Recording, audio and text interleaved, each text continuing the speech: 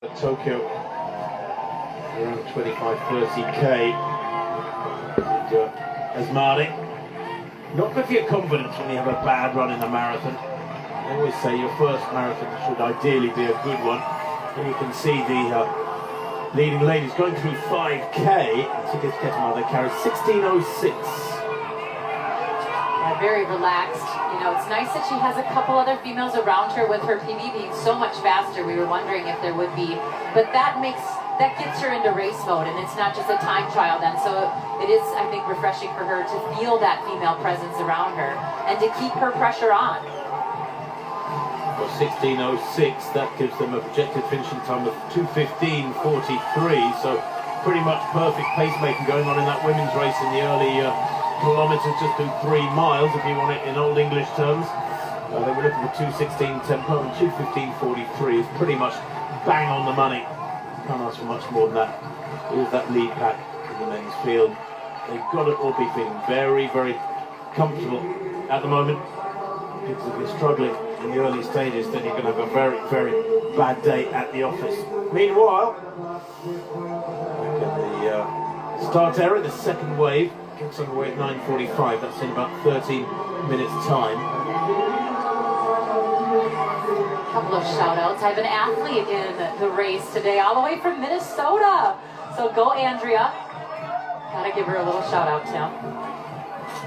You want a promise of, I don't know, an awful lot of barbecues or something, is that why?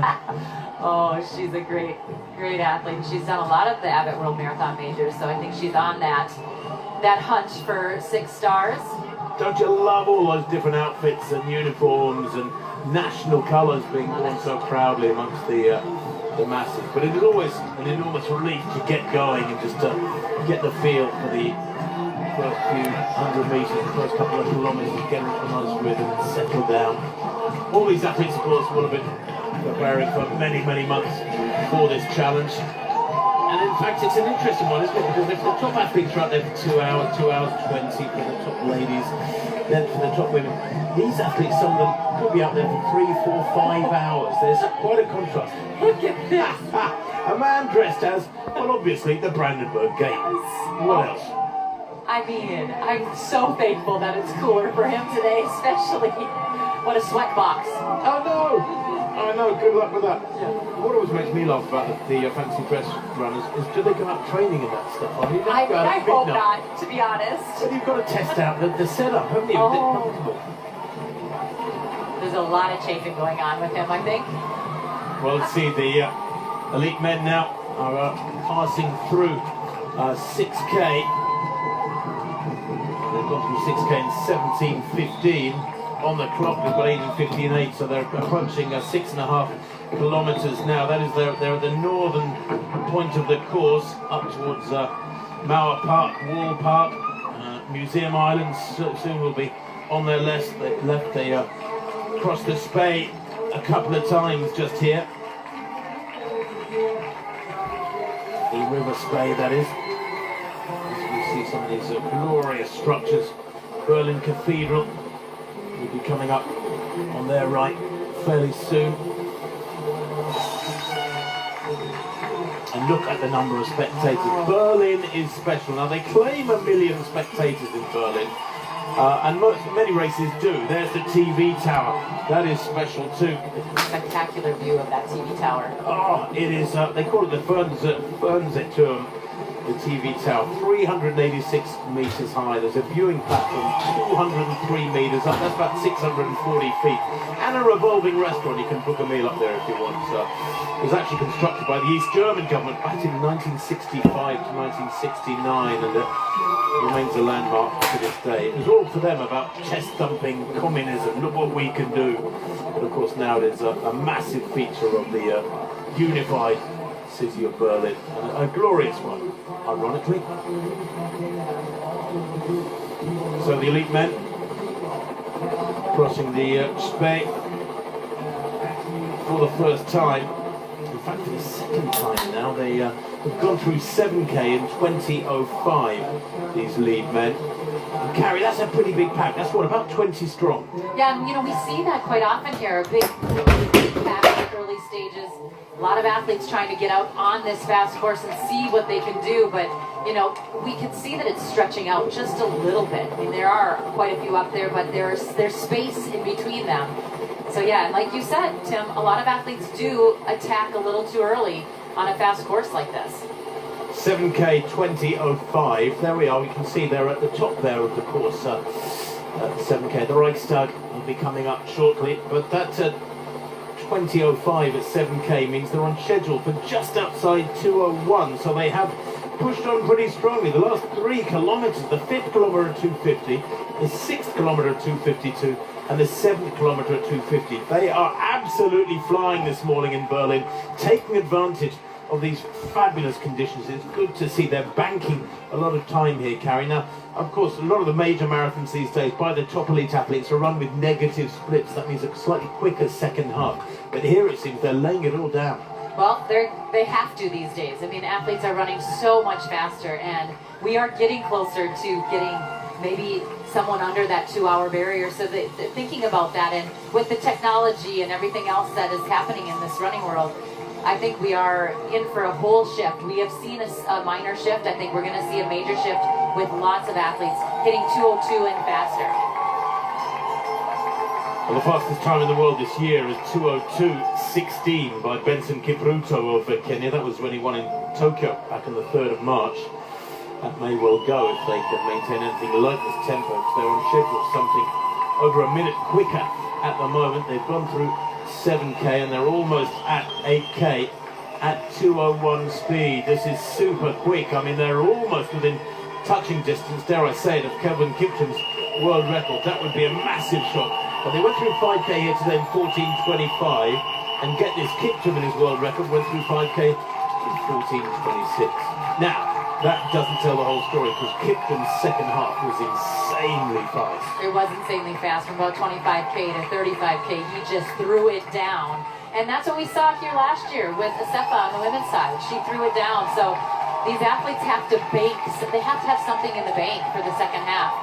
But I also have noticed over the last couple of years, Tim, a lot of athletes setting out on these really fast times and maybe not making it to that finish line. They might drop out. I think athletes are testing their body to see how far they can go. If they can't quite get to that finish line, the next time they're hoping to get further. And it's just real interesting to see the ups and downs of the CVs of these athletes now. They're really attacking these paces. Well, it'd be disingenuous not to mention the footwear, wouldn't it? Because it makes athletes braver, it makes them more courageous. They attack the race, they get to halfway faster, they get to 3/4 distance faster and a little bit more tired.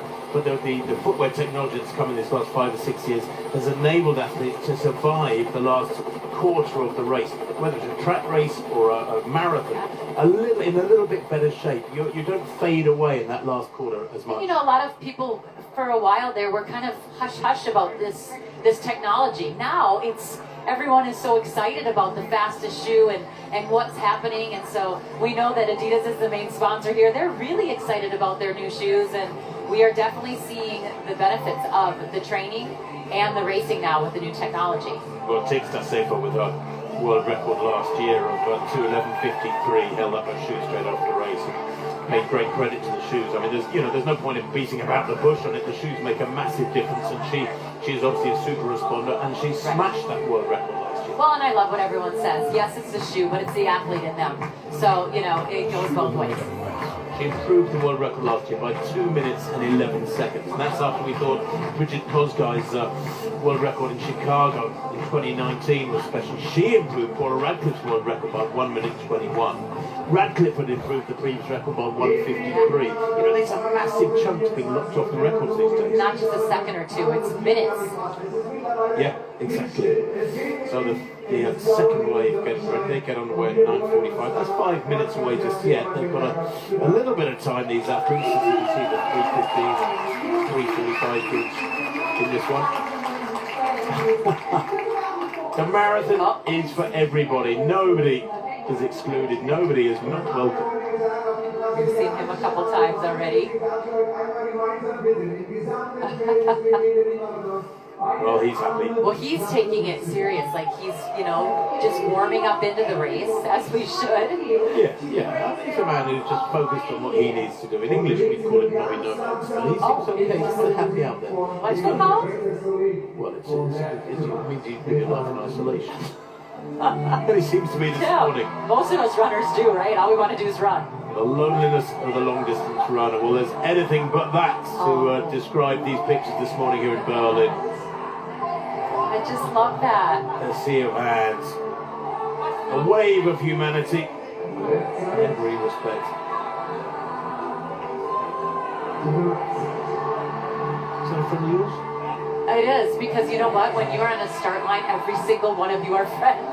Even when you're the elites, yes, you want to beat each other, but at the end of the day, all the hard work and, you know, all the determination, I think we all appreciate that. So yes, every single one of these people I consider a friend. But I'm cheesy when it comes to running. I love this running community. I'm glad you said. So the men's elite field are approaching 10k. They're at 9.3k at the moment. They've gone through 8k with a 252, through 9k with a 252. The pacemakers doing an incredible job at the front of the men's elite field with the metronomic running. We go back to them now. Those three pacemakers across the front rank. Kipitop, Kiprotich. Kiprop still tucks in right behind them. Kip Kemboy is there as well. He's paying very close attention to that lead group. Bethwell Kip Kemboy, he's a 2:07 performer. The 31-year-old who was fourth in Paris back in April this year. Takale is there as well. He's had kind of an interesting year, right? I mean, the last time we saw him was here last year where he ran that 2:03.24. Has not raced since. No, exactly. The steeplechase at Tekle. I like that. See that in the CV as well as cross country. He's a steeplechase. It's an 8:09 steeplechase. So that is a very, very high caliber man over the barriers for 7.5 laps of the track in stadium athletics. And actually, he ran in the Olympic Games back in 2021. He's out in the heat, but he is a tough old competitor. Well, it's just so interesting to see the different stats that these athletes have, you know, looking at Tekle Tedesse, excuse me, he is a 59-minute half marathoner, but it's from 2022. So we know that he can go faster over that half, but also running so fast in the marathon, in his only marathon. Cibrian Kutut towards the back of that group. We saw 3 on his back, the 2:04 performer. He's the Paris winner from back in 2016. He's had a series of wins since. One in Florence in 21, one in Hamburg in 2022. These are the super elite. 10k then, they go through. 10k, as you can see, in 28:43. 28:43 at 10k. They are shifting here. Mengesha, Magasa, Asmari, Alu, Kotut, Boy, all the usual suspects. Although, look, there's some athletes now beginning to struggle already. Asmari, he's there in that black and yellow. Kangogo, looking strong at the moment. Justus Kangogo, 2:05 performer. He was 15th in Berlin last year. I'm hoping to go a lot better than that here today.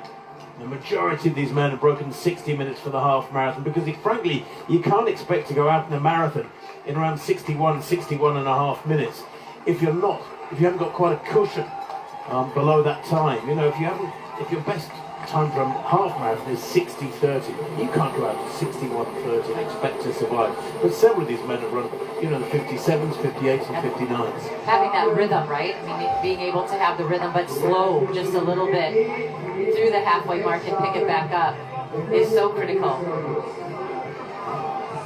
Oh, some shimmer here, Tim. A little bit of shimmer going on there.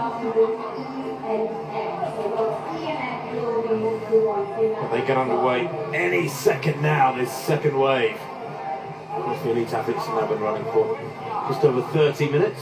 30 minutes, 15 on the clock now for the elite athletes. Waves, yes, that's shimmer, is it? Karen? Glitter, disco ball. Each to their own. That's right. I mean, I could excuse you wearing that stuff. I know you wouldn't. Fantastic. Well, you think I look fantastic? You don't think I look fantastic? Ooh, I do. Look at this though. So many people saying, if you could just be in that start area, I think next year I need to run with a microphone. I think you just need to run it. I probably. You know what's great though? Is that the reason they do these ways is to take the pressure off the course and spread out the runners along the course.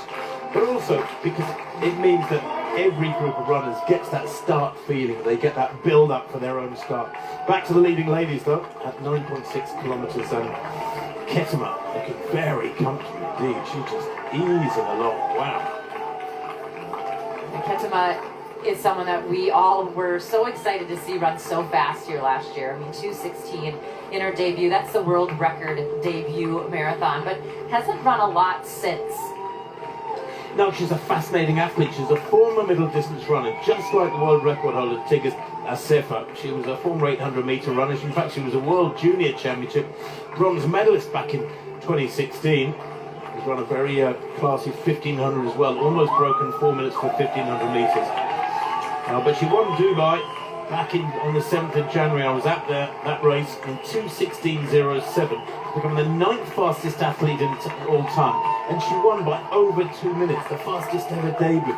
And that is frightening. Well, and that's why I was saying it's nice for her to maybe hear people yelling for another female in the group. You know, having other females around her to make it a race. She's won by so much in her debut marathon that she probably doesn't really know what it's like to have to race to that finish line and really be, you know, tested. Well, you say that, Karen, but she went on to, that was in January she won in Dubai so well. And then in April, she ran in London and had a bad run. She was 7th, she blew her chance of making the Ethiopian Olympic team. It might have been a mistake to run London. Maybe she'd have been selected if she hadn't run London. I don't know, but in London, when you have other females around you, it takes a different mentality. So for her to be in this young marathoning stage of her career, you want to be able to put yourself in these races where you have others around you. And that could have been part of the issue, is having people to race against. When you go and win by 2 minutes in your very first, and you blow it out of the water running 2:16, it's tough to figure out how to get into a race and to really kind of deal with all the challenges. Well, she's gone through 10K in 32:13 has Ketema. So just extrapolating from that, that puts her on schedule for about 2:15.55, almost exactly 2:16. So perfect pacemaking going on. This is the Expo. I didn't get over there this week, Carrie, did you? I didn't get to the Expo. This is actually the opening ceremonies as well, and we did get to the opening ceremonies. What a party. The kids' race was amazing. We were out running along and saw the kids. It was awesome. The inline skate marathon. Oh, they had so many cool events going on and celebrating these 50 years. Well, the skaters, of course, the inline skaters form a massive part of the racing. On Saturday here in Berlin, they utilised the same circuit around the city. It was quite something for a capital city of this size to be shut down for an entire weekend, but that's what they managed to achieve here. That is the political muscle power of the race organisers here, SCC, who do an incredible job to take this race from year to year as it goes from strength to strength. Now, there's a good close-up shot of these fellas moving at speed, although you don't really get the true impression of how fast they're moving. From this sort of shot you do, they are flying. Pacemakers, 34 minutes on the clock, looking comfortable, looking around, thinking on their feet, and doing a wonderful job as they go through 12K now.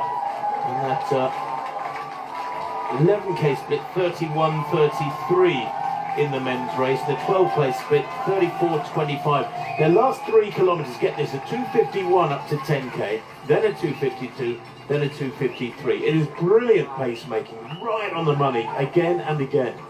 Well, and they know that coming in. You talked about the kids of the pacemakers, that black and white stripe. Everyone knows when you watch the Berlin Marathon that they bring the best pacers in, and they nail it every single time. So these athletes coming here really have that sense of comfort, knowing that they can turn off that watch, not necessarily think about the pace and just follow suit. But they have to be ready for a hot pace, that's for sure. Well, in years gone by, it's been a warmish day, and they've been glad of the shade along the circuit as they go through into this 13th kilometre, just looking at where they are. They're over to the eastern extreme of the race right now.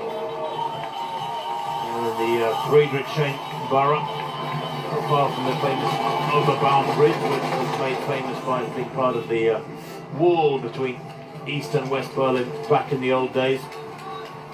13 kilometres is about a minute away, and they will cross the Spey just before that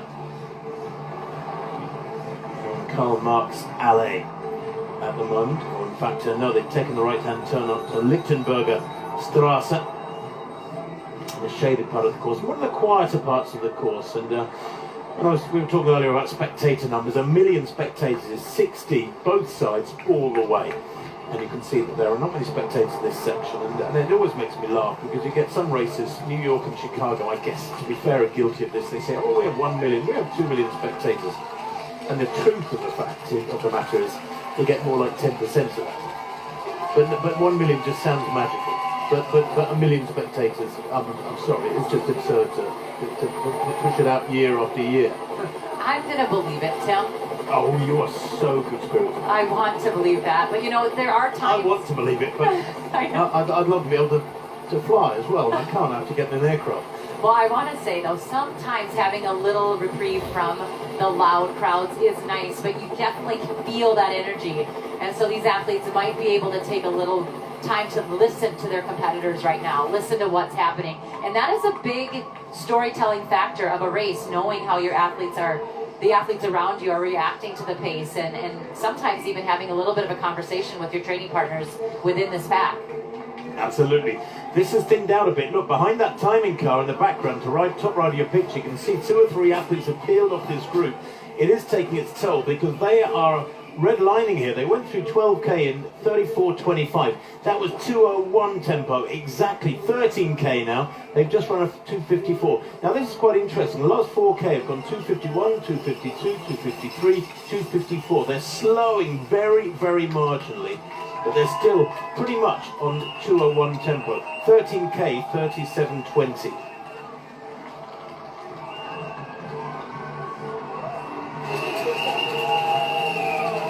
Looking at Henrik Pfeiffer here, the German that is hoping to run that World Championship standard, which is 2:06.30.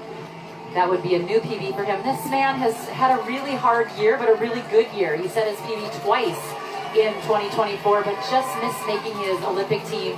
So, you know, there's a little bit of fire in his belly right now to get to that World Championships, represent his country, and to run well. He wants to be the first German here today. Absolutely. His 16th marathon. Plenty of experience for Pfeiffer there in the yellow.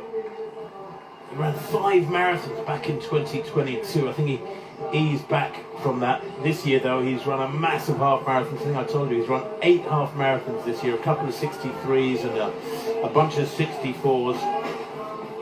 But he's had 2 good marathons this year already. Set a personal best in January with that 3rd in Houston, and then 7th in London back in late April. That was an impressive run. 2:10 exactly he ran in London. So Pfeiffer there, going to the world for the 3rd time in 9 months at the marathon distance. But that again, Carrie, is partly a product of the new footwear technology. Athletes recover quicker, don't they? They definitely do, and we see more marathons. We used to see one in the fall, one in the spring, and now we see multiple marathons a year. And, you know, heading back to Pfeiffer real quick, the German, he said his mindset has changed, and he's believed that with these times that are getting so much faster, he's really believed that he can do it as well. And you have to believe that as these elite athletes across the world see all these other athletes running fast and daring to try it.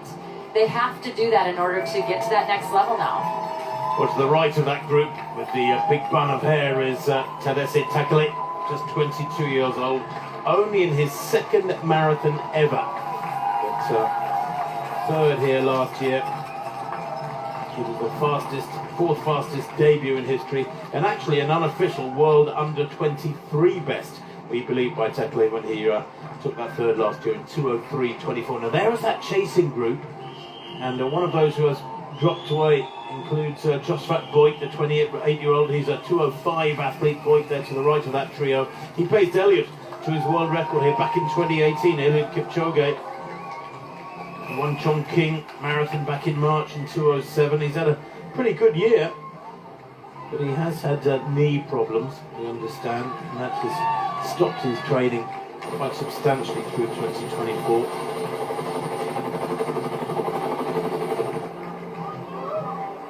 Brilliant mural there. I love Berlin. It's one of my favourite European cities. It really is. It's got an energy and a vibe that I think is very similar to London. A lot of green space, like London. Running along the river here as well is absolutely gorgeous. I kind of stumbled upon it yesterday because I'm exploring myself. This is my first time here. Didn't stumble into it. Well, I didn't go into it, no. I was running alongside it, but it is absolutely gorgeous, as you said. Carrie, it's your first time in Berlin, as you said. You're a bit of a convert, aren't you, already? A couple of days here. Listen, like I said, I'm just a real big running nerd, and I love being with all these runners in these beautiful cities. So these athletes then have gone through 14k in this men's race in 40:15. That was a 2:56. So they certainly have slowed, and they haven't yet got to the slight hilly section, which begins, I say hilly, that's a gross overstatement. There's a slight uphill that begins at around 22k, so they're 2 kilometers from that just yet. But which I kind of think is a bonus for some of these athletes to get away from just the flat, right? When they have a little bit of an up or a down, it gives them a different type of rhythm in their race, their stride length and all of that. It just kind of mixes it up for them to get into a different mode of running, and it feels good sometimes.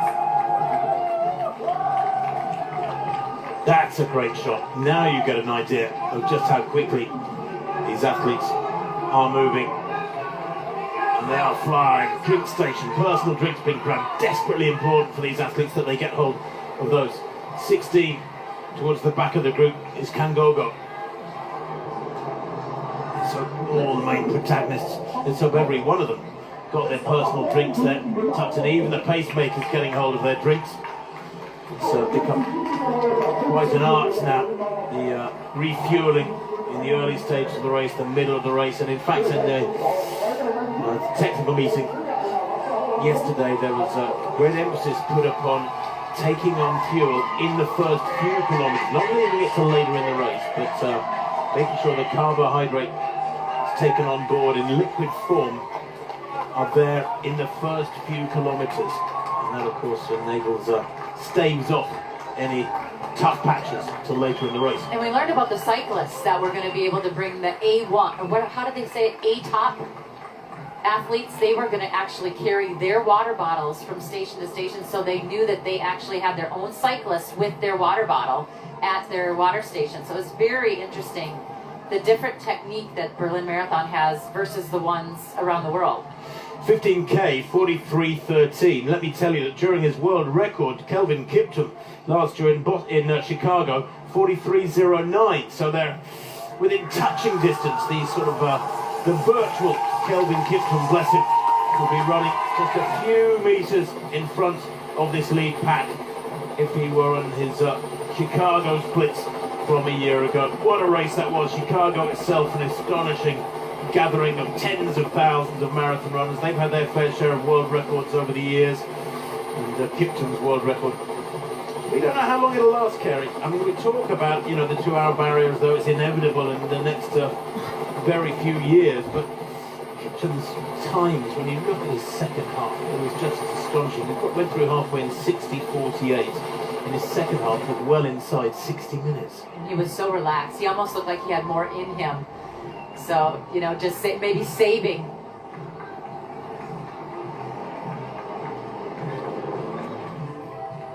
Well, here's the start of the wheelchair races from earlier on this morning. They got underway some 15 minutes or so before the elite athletes. What a strong elite field has been gathered here. Although, as I mentioned earlier on in the programme, many of the wheelchair athletes at the press conference yesterday saying that they are very, very tired from the Paralympics. Of course, plenty of the wheelchair athletes, unlike the open category athletes, many of them run on the compete on the track as well, over 1500. Hoog, of course, is the outstanding favourite.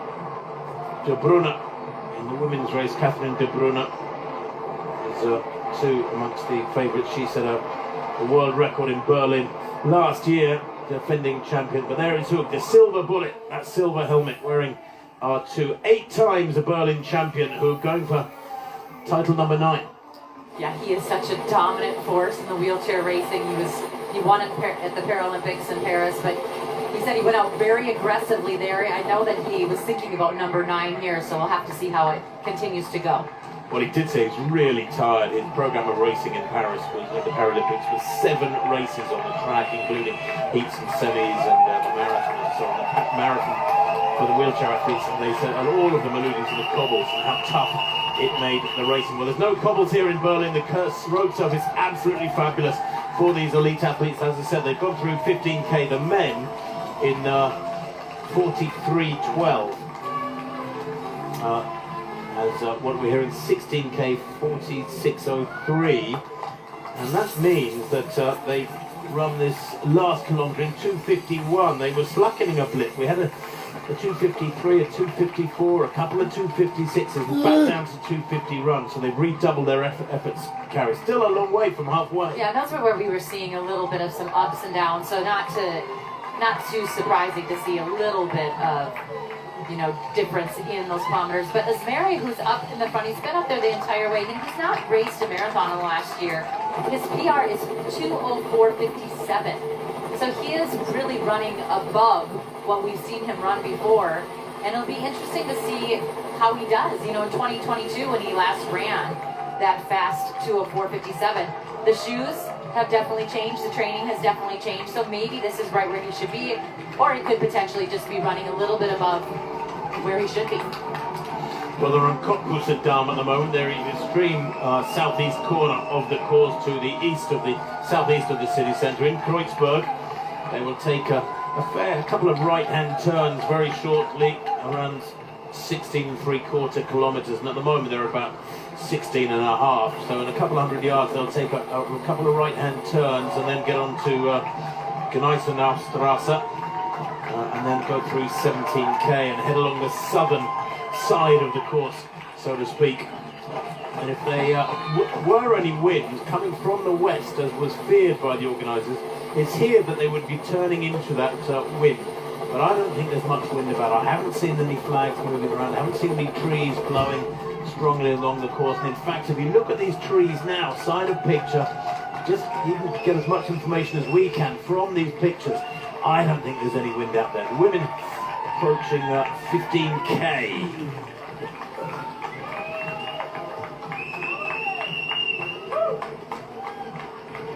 And 15 kilometres in this women's race.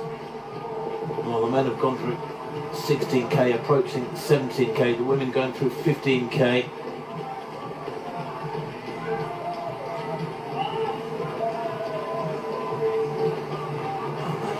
Split hasn't come up yet, but they're running 3:12. The last 3 kilometres, the 12th kilometre, 3:15. There it is. 3:15, 3:12, 3:12. So brilliant pacemaking going on, and that is just inside 2:16 pace. Where she wanted it. That's where Koteme wanted that pace, and she wanted to get through 68 minutes relaxed.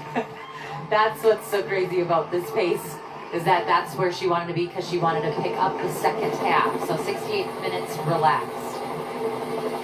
She did say she was hoping that it wasn't going to be too cold out there. She doesn't like to run in the cold. She likes some warm weather. So having these sunny spots might be, a refresh for her to just warm up a little bit and to stay in it.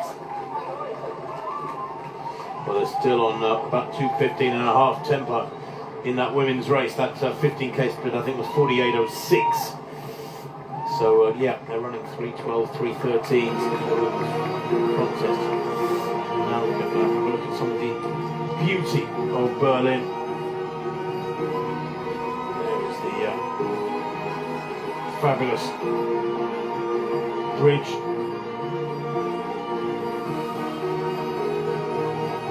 Humboldt Forum, Brandenburg Gate.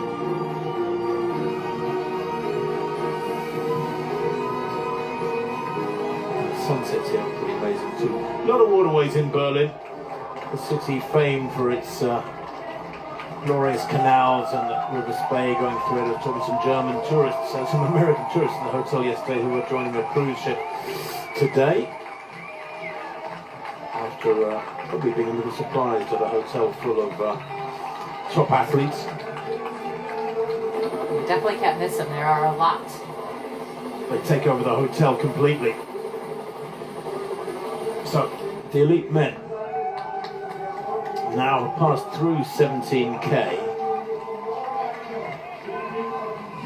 That split was 48.58 at 2.55. It's fluctuating a little bit. That might be down to the twists and the turns. They've negotiated a couple of corners at 2.56 to 15k, and then a 2.51 to 16, and then a 2.55 to a 17k. That 17k split 48.58. Tim, I'm watching, you know, you can't miss him. He's one of the tallest men in there, and he's the fastest man in the field, Tadesse Tekele. You know, I've heard that things haven't been very smooth for him the last 6 months. He's had some injury issues. Supposedly, what they're doing with this build-up for this marathon is they've actually kind of condensed his taper if he's even had one. They said he went back-to-back 40K in his last couple long runs, trying a different approach. I'm not quite sure I see the attack in him right now. Either that or he's trying to be really conservative and just stay in the middle of the pack. We haven't seen him touch the front three. No, we haven't, but the man we did see just now for virtually the first time is Kibiwot Kandie, the 28-year-old, who's a 2:04 performer, produced that when he was 6th in Valencia last December. He's gone through 18k there now, as you can see. And Kandie has just been tucked in. He's to the right of the group, behind the athletes in green, who I think is Ruto. And Kandie, he is a special athlete. First man under 58 minutes for the half marathon. He won Valencia back in December 2020 in 57:32. It was an improvement on Camwellro's world record of 29 seconds. That's a massive chunk to lop off a half marathon world record. He won the Barcelona half marathon earlier on this year in the low 59s. He's had a good year, but he's one of those athletes who was delayed en route to Berlin, stuck overnight in Istanbul with around 20 other athletes. So we'll see if that takes its toll on Kandie. He's there in that left-hand shot to the right of the group as we see the leading women again.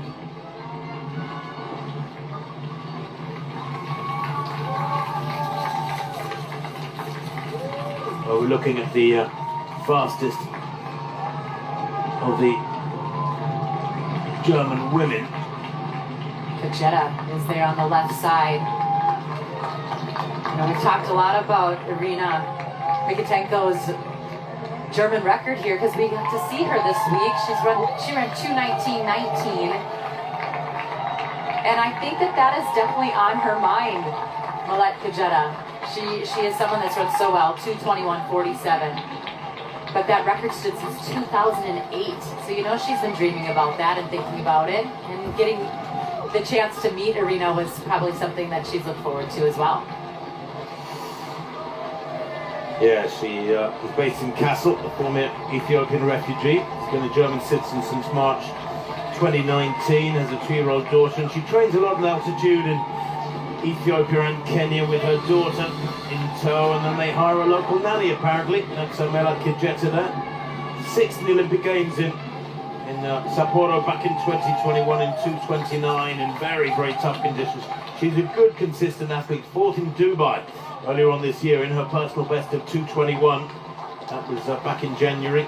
And she's a 65:18 half marathon run. And when you've got that in locker, Carrie, and you can go out pretty comfortably in 68, 69 minutes, maybe 70 minutes and a half marathon. There's plenty of minutes cushion at the halfway point. Well, she was 11th at the World Champs last year in 2023 in the marathon. Did not finish the Olympics this year. So, you know, there's a little chip on her shoulder as well. Leading men have gone through 18k at 51:53, and that was a 2:55. So the last couple of kilometres in fact the last 3 kilometres have each been 2:55. That's including the 19k. They've gone through 19k in 54:47. So they're slipping a little bit away. They are The projected finish time has gradually come down from 2:01 exactly at 11k to at 19k 2:01:40. So they were losing the fat end of a minute over this last 7 or 8k in their projected finishing time. It is slowing a little bit. I mean, you know, we have to remember that the course record by Kipchoge in Berlin back in 2022, 2:01:09, was a world record at the time. Of course, Kipchoge locked a big chunk off that last year in Chicago. But anything down around the 2:02s, 2:02.5 is still fabulous running. Candier still looking comfortable. So is Takai, the pre-race favourite. Alu is there too. Heimir Alu is a 2:05 performer, ran that in Hamburg this year back in late April.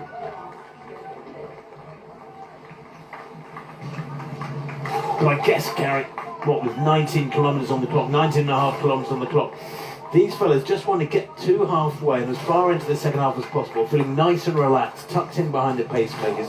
It really is a game of patience, isn't it, the first half? Just get it out of the way. You know, in track terms, 25 laps is the 10,000 metres, and they say halfway is at 20 laps. You know, because you just want to get to 20 laps feeling as good as you can and then start racing those last 5 laps. Same in a marathon. You want to get through halfway feeling just fine. Yeah.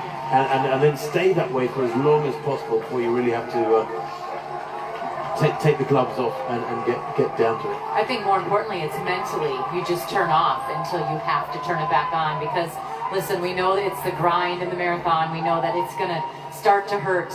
But mentally, if you can just relax and get through and follow these red and white stripes ahead of you until you want to really, you know, as they always say, throw the gloves off and start racing. Well, another drink station there. You always get a little break up of the rhythm and of the race positions when they get to those drink stations. That's the drink station just before 20k, I think they've gone through. But they are approaching 20k, and of course, here we go. And of course, not far now till the halfway point. Crowds absolutely massive here on this section of the course. And just looking at 20k, well, they've been on Gneisenaustrasse for the last 3 kilometres through 20k. There's a slight left turn and then a right onto Gobenstrasse. They are directly in the middle of the southern strip of this course. 57.44 at 20k in this men's race. 57.44, and that puts them on schedule for 2:01:45. Still fabulously fast, still winning time projected here. Yeah, it would be PBs for everyone in the field. So that is something that they come here to run fast, and they want to, you know, also set themselves up for getting into other marathons. When you have a PB that is that fast, it's very attractive. And we said this is maybe a marathon this year where we don't have Eliud Kipchoge, Kenenisa Bekele, those names. So when you are in a field like this, for instance, that's maybe the new up-and-comers, this is a big thing to have on your CV. A top 3 finish here would get them into any marathon and then some. Well, I make it 11 athletes. They're tucked in behind the 3 pacemakers. You can see the 3 from this height, white vest to the pacemakers. And then there's 11 athletes tucked in behind them. 1 athlete beginning to trail away at the moment. Well, Berlin, of course, renowned for its culture, its vibrancy, and a festival, the Best of the Moon. Well, it's a title. Kipchoge's buckles on display. The racing shoes of great champions of the past on display. 13 world records they've had here over the years. Tigsta Sefa last year and that astonishing women's world record. Eliud Kipchoge world records here in 2018 and 2022. Before that, Dennis Kimetto, remember him? Back in 2014, 2:02:57, the first sub-2:03 clocking. Patrick McCow back in 2011 running 2:03:38 here. He was around the hotel. I had a chat with him last night. Said he's a busy man these days, working in real estate in Nairobi. Great that these lads can set themselves up for life, carry on working in a great capacity. Haile Gebrsellassie's world records in 2007, 2008. Were they really that long ago? I know. Oh, it's frightening. And he doesn't look any different to me. They're moving well though in this men's race. They're approaching halfway. They're a couple hundred metres from the halfway point as we see the another of the waves get underway. Left of picture, that's wave 3, I think. Getting underway at 10:15 local time here in Berlin. Flash is ready to run. Oh, he certainly is, and he's encouraging the horse behind him to enjoy their day in this sun.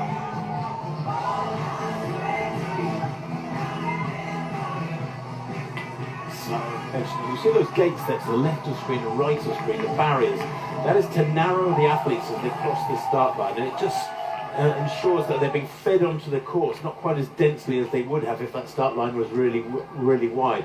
So here we go, 60.57 at the halfway point. That is quick.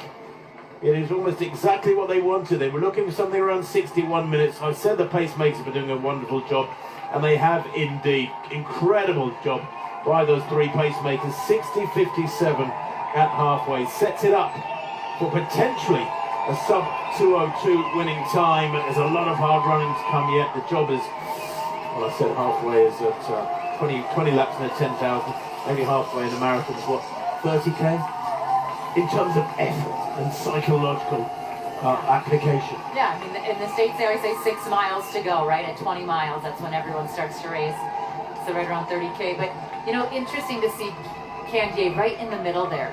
You know, finding that sweet spot maybe of tucked in and just sort of relaxing.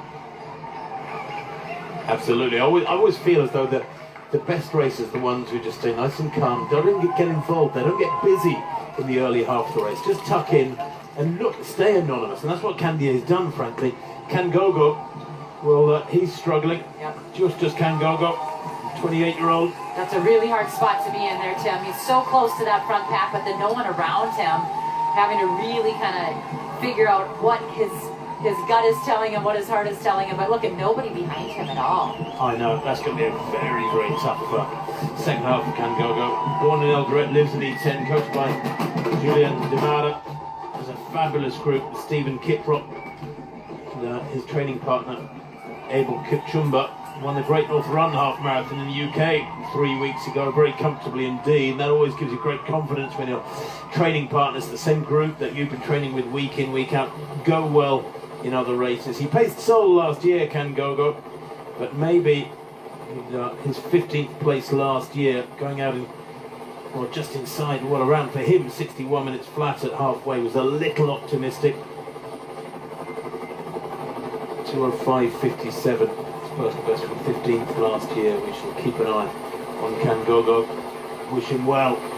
This third quarter of the race, which is arguably the toughest, because it's where you've got to dig down and keep going strongly.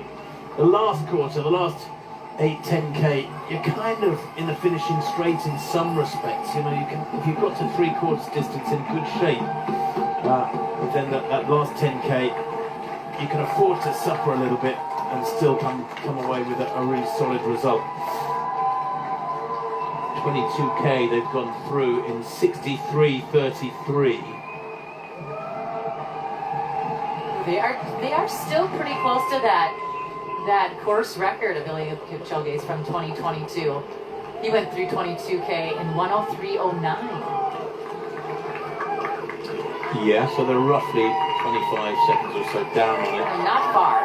2:01.54, but Eliud, of course, always used to run up a very strong second half.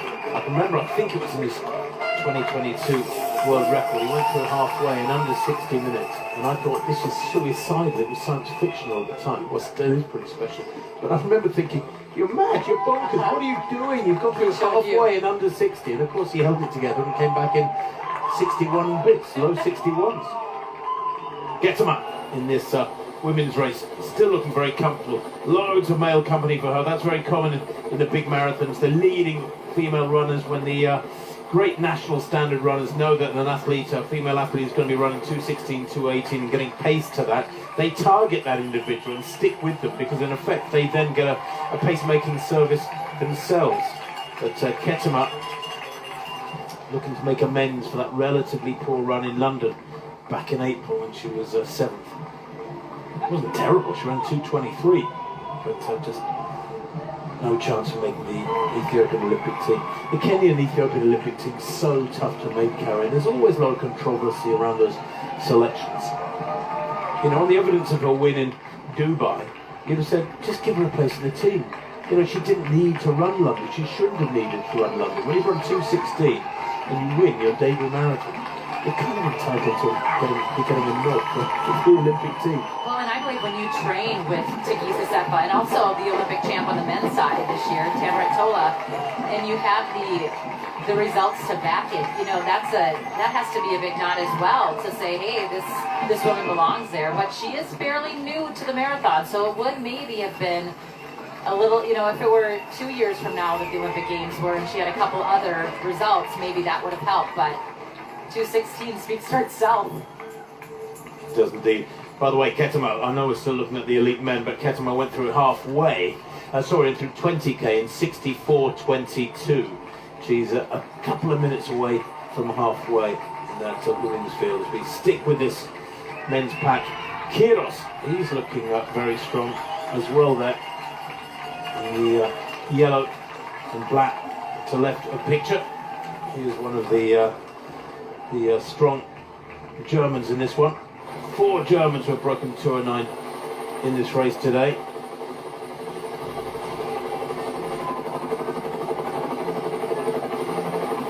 Schoeneberg. So the men now at almost, just checking, the women approaching halfway. The men 23 kilometers. They've just gone through 23k in the men's race. And this is where there is a very slight uphill gradient, not much, almost imperceptible. Ketema running F2, just tucked in behind Kobena, that's a pacemaker.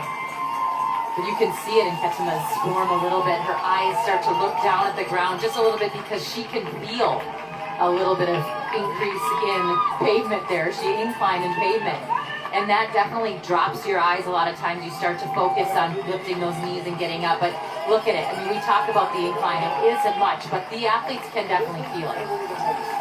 Absolutely right. I saw 43 just behind a David Nielsen of Sweden, a 34-year-old. He's a 2:10 performer, although that was some 4 years ago. And halfway, 67:53 Right where they for wanted. Ketema. That is perfect. They have done an incredible job, the pacemakers in the men's and women's races in Berlin 2024. She will be really reinforced by that carry. She'll be delighted. And look at that, a 12-second lead over Gebru. Well, and what I liked about watching Ketema is she's even, you know, her pacer up here, they are conversing a little bit, but she's relaxed, and you can see that when you're able to have that much, you know, awareness of what's going on around you. I like that. She's not so zoned in, she's not so focused yet that we can't see her loose and able to handle this pace, so she's right where she needs to be. So Tigis Ketema then started the race as favourite, coached by Gemeru Tedefo, very, very experienced coach in Addis Ababa. Winner of Dubai, as I said, in 2:16 back in January. She was worried about the cold weather. She said she runs better in warm weather, but she looks just fine at the moment. And her coach Tedefo, before Dubai, thought she could run 2:15. She did 2:16, but now she's 9 months stronger from Dubai. She could be heading here for a personal best, and she's got already about a 12-second lead over Azmira Gebru, the Seville marathon winner. She won Seville back in February, did Gebru, in 2:22, but has never broken 2:20. So Ketema at the moment looking a class apart. Quite a contrast really when you see her on her own carries going through halfway with a lead of what, about 80 metres, while in the men's race you've got a big competitive pack, and here it is. I think we were wondering if Gonzaba Dibaba would be the one to be chasing Kejeta on the women's side, but it is a definite different race here, looking at the men's field with still, what, about 11 men in this lead pack.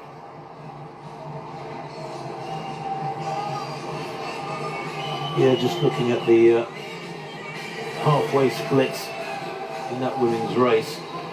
Ketema, Gebru, Wereta, Melissa and Fikir. Can't see Dibaba in the top 10 in the women's race. Through halfway, unfortunately. And she's struggled as of late with the marathon, and what a phenomenal track pedigree and CV that she has. Just awesome. 5-time world champion, former world record holder over 1,500 meters, but then has run 2:18 for the marathon. Is Dibaba. I think I just saw Kangogo back up with him. There he is, left a picture in the right-hand smaller screen. Oh, it's Candy. It's Candy. No, it's not Kangogo. It's Candy, who is still up there at the front end. See the mass throngs of would-be marathon runners in Berlin 2024 waiting to get through that start line and get their journey underway. There's a Dunkin' man. Dunkin' Donuts. Other donuts are available, but how bizarre is that? It is sponsored. No, but a lot of people run for Dunkin' Donuts back in the States. Charity. No, they run for donuts. What are you talking about? They like to run so they can eat donuts and drink the coffee, and a lot of people love that. So, especially on the You East have to Coast. explain why you run in a Dunkin' Donuts. They love it, Tim. They represent it. But I jog so I can fight the Battle of the Bulge and hopefully win it most weeks. But I don't wear a picture of a I burger haven't on seen my you t-shirt. race for a while, so maybe that should be your new race kit. I don't think we run this weekend, either.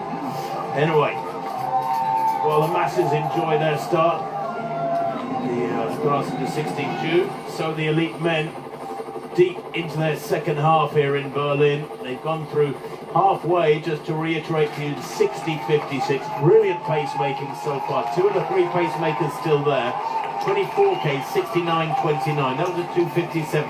They have slipped a fair bit the last 4 or 5 kilometres. They've been running 2:57. The 23rd kilometre was a 2:59. Oh, I'm just watching. I've been watching Tennessee Bekele a lot today, and I'm just wondering what's going on with him, because he was just looking at his water bottle and he had a long stare at it. I wonder if he grabbed the wrong bottle.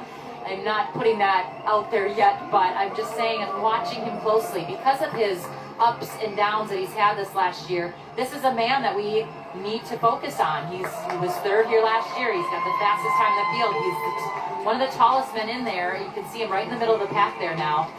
And just interested to watch him right now. He doesn't look as smooth as I would think he would. Well, still a pack of 11 through 25K and 72.30, 1:12.30. That 25th kilometre, by the way, the slowest of the race so far. 3 minutes exactly. 2:02.20 is the projected finishing time now. It slipped from 2:01 exactly, 11K, to some 12 or 13 kilometres later to outside 2:02. And now it's slowing all the time, dare I say, although a fabulous race building here in Berlin. Pacemakers are out of there, Tim. Pacemaker's gone. Yep. Now, will they slow now? Sometimes you see a field slow when the pacemakers drop out. They start watching each other and it becomes a tactical, strategic, cat and mouse affair. Sometimes you see the pacemakers drop out and 1 or 2 athletes stride out more strongly as though they were being held back by the pacemakers. And we'll find out on this next kilometre. But that does seem to split up the group a little bit. Well, Candy went to the front right away. Mengesha's been the one following all of those pacemakers the entire way. But this is the first time we've seen Candy up in the front. Right when those pacemakers decided to exit the race, that's when he went up there to help or to push this pace with Mengesha right on his shoulder. Well, Candy is a man with a much decorated CV, but he missed the Tokyo Olympics, the races in Sapporo, a few hundred kilometers north of Tokyo, with a knee injury, having been selected. It's only his 3rd marathon this. He's relatively inexperienced, but as mentioned earlier, he's a former world record holder at the half marathon. His 3rd marathon this. He was 9th in New York back in 2021, and then he ran his personal best with a 6th in Valencia early in December last year. He's a neighbour of Paul Tergat. I wonder whether or not he's getting some advice from the former world record holder at 10,000 metres and the marathon, and half marathon in fact as well. Paul Tergat, lovely fella, been in the hotel, always smiling, been in the hotel the last couple of days. Candy, I'm sure, would have had some chats with him. And this is an early push from Candy. 1 hour 15 on the clock now, and Candy has gone very, very early indeed. 2:04.48, that was in December last year. It was in his last marathon. He's the man who was delayed en route to Berlin, stuck in Berlin in Istanbul with 20 other athletes for some 24 hours. Only arrived lunchtime yesterday, but he's looking pretty good at the moment. So is Kiprop, one of the other pre-race favourites, Stephen Kiprop, Carrie. Kiprop has had a tumultuous last few years, running so well, 207 a number of years ago, then having this major knee injury. He said he's been feeling good. He's really excited about the race. He wanted that 202 pace, so not surprising to see him now up in the front. Well, Kiprop looking very calm. But maybe Mengesha running the smartest race. Just tuck in, let the others make their pushes, give away their colours, give up information away. Mengesha in the green there, and that light green, Milkesa Mengesha, the 25-year-old Ethiopian, is the best of 2:05.29. That was in Valencia a couple of years ago. He is the lad who was a World Junior Cross-Country Champion in Aarhus in Denmark back in 2019. There we saw number 25, Bethwell Kipkemboi. He's a 2:07 performer. That was from 4th in Paris back in April. He's beginning to struggle now. And 10 in the orange, Haymanot Ayub. He too beginning to struggle as this surge that was initiated by Candier has been rebuffed by Kiprop. And there's 3 or 4 of them now thinking about going with this. But I do think there's been a pickup in pace, Carrie. Yeah, I said so. 25k, the 25th kilometre is 3 minutes. This 26th kilometre at 2:47, a really significant injection of pace, and that's what's ripped the pack apart. Well, we knew it was going to happen. We knew that these athletes were waiting for that half marathon, and then also knowing how far those pacers were going to go. That's when you have to start to settle into your own mind, your own race strategy, and get going. And Candier has been one to do that. He went to the Olympic trials for the Kenyan team in Eugene, Oregon, and ran the 10,000 meters, ran a very fast race there, but did not get selected to run at the Olympic Games. And I'm telling you, everyone coming from the Olympics, or everyone talking about the Olympics this year, that has been riding him. That was his goal. So coming into Berlin, he's got something behind this. He wants that. He's got a little revenge. I'll tell you what, Carrie, that 2:47 for the 26th kilometre is the fastest of the race so far. Candier initiated it. Kiprop responded. They both contributed to that split. Mengesha has tucked in behind them, but they've both given away information. They've kind of shown their cards a little bit. I think they might have been wise just holding back. If they were feeling great, just hold back, because we're not going to see a world record today. We're probably not going to see a course record. They're on 2:02, just outside 2:02 tempo. They're almost a minute outside world course record schedule. So the win is what it's about. Yeah. And I think if you're in this situation, you need to play a very, very smart game. That means holding back. Be patient. Well, that's why I like to mention that Candier is in track shape. He's coming from the track. He's got some speed. He's got some zip. So why push it so early if the time is out the door now? They're still running fast, but I think that he needs to rely on that speed that he has. The ability to sit and kick in races from the track translates so well on the roads when you have the right mentality. But now we're seeing a different change here. It looks like Kiprop is going to push, which he needs to do. Kiprop hasn't been around for a while, and if he has the strength of the marathon, this is where he should draw it out. Yeah, Kiprop looking very comfortable indeed, doesn't he? I really think they've gone through halfway in 60, 50, 70s, just striding along like he's on a training run. What a great shot of his knees right there. That's where his injury happened. Basically, his patella was gone, and so they had to... He split his patella, He split his patella, and he needed to have surgery. And for him to look so smooth, I mean, his knees, his stride looks really good. It was a major injury, career-ending potentially. It was back in 2019. It took 4 years. Yeah. Delayed things for 4 years. He had an operation from the FC Barcelona doctor in Spain, down in Spain, and several months treatment before Corona arrived. So that created a sort of double whammy interruption to his career. Now Mengesha's giving everything. He's gone early, but he looks really bouncing along with a strange arm action, just carrying the arms there across the front of his chest, looking really comfortable as Milkesa Mengesha. He DNF'd in London last April. He didn't finish there. He was third in the Houston Half Marathon back in the middle of January in 60:45. He was 6th in the Boulder 10K. That's a big race up there in the Rockies back in late May in 29:39. You know, his form has been mixed this year. Ketema still looking comfortable, Kerry. Ketema looks comfortable, but she definitely has people around her that are, you know, checking things out. It looks like they're maybe looking for her water bottle, but yeah, she definitely looks real easy. Like I said, her eyes are down. They're not really up. A lot of times we see athletes looking out at the horizon. She's been following the road quite closely, and you know, whether that's just her form or what, but yeah, Tigist Ketema went through 25K there in 1:20.41. 25K in 1:20.41. And she has a comfortable lead. It was 12 seconds last time we checked. Let's have a look at this women's race now. And in fact, nobody else through 25K as yet. So she has got a massive lead. It's grown substantially for Ketema this last 5K. Nobody else through 20K yet. The men go through 28K. Mengesha. 1, 2, 3, 4, 5, 6, 7, 8 men in this lead pack. 1 hour 21 on the clock. They've got about 45 minutes of hard running to come.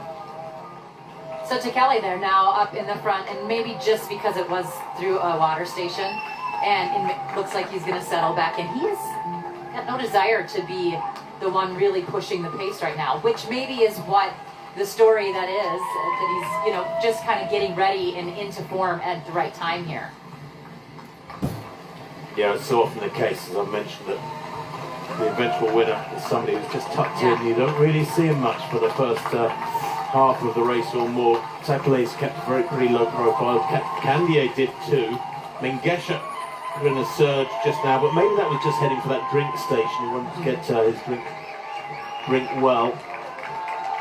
Wearing 3 there, that is Cyprien Couture. To the right of picture is see them from behind. Couture, the Paris winner back in 2016, coached by Claudio Balotelli. The Italian has massive experience. Now he's the younger brother of a certain Martin Lell.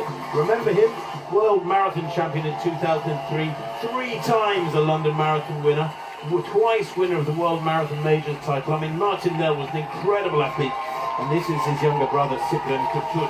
Towards the back of the group there, to the left of the group as we look at it. Yeah, we really haven't mentioned him, have we? He only ran 2:10 last year, was 9th in the Boston Marathon. So, you know, a little questionable there, how his training's going, how his body's feeling, but he is a 2:04, 34 guy from 23, so he definitely has the wheels behind him to be the one to push this race. This is exactly what the organisers anticipate as we see them to the map there, bottom left of your screen. They are on the bottom left to the southwest corner of the course at 28K. They've gone through Steglitz, and when they get to 29.5K, they'll take that sharp right-hand turn and then head north again towards the centre of the city. They're on the homeward journey from then on. But this is exactly what the organisers wanted. There was no clear favourite in this year's race. They said it was really hard to call. And I love that. You don't want predictability in sport. You don't want predictability of the result. 13. That's to Jenny Magersa. We haven't seen much of him. There he is right in the centre at the back of this little group. He's only 19 years old. Chance of him here today getting an unofficial world under 20 best. That mark at the moment stands at 2:04.32. So can he get that? He's coached as well by Gemadou. Therefore, there is so much knowledge in some of those groups. The athletes sharing their experiences and their thinking. By the way, Magersa, I don't know if there's a no man, he comes from Bikoji, the same town from Kenenisa Bekele's birth. So, don't you love that? Like, he has to just be so excited to be surrounded by greatness. You know, he's training with the Olympic champ, the world record holder on the women's side.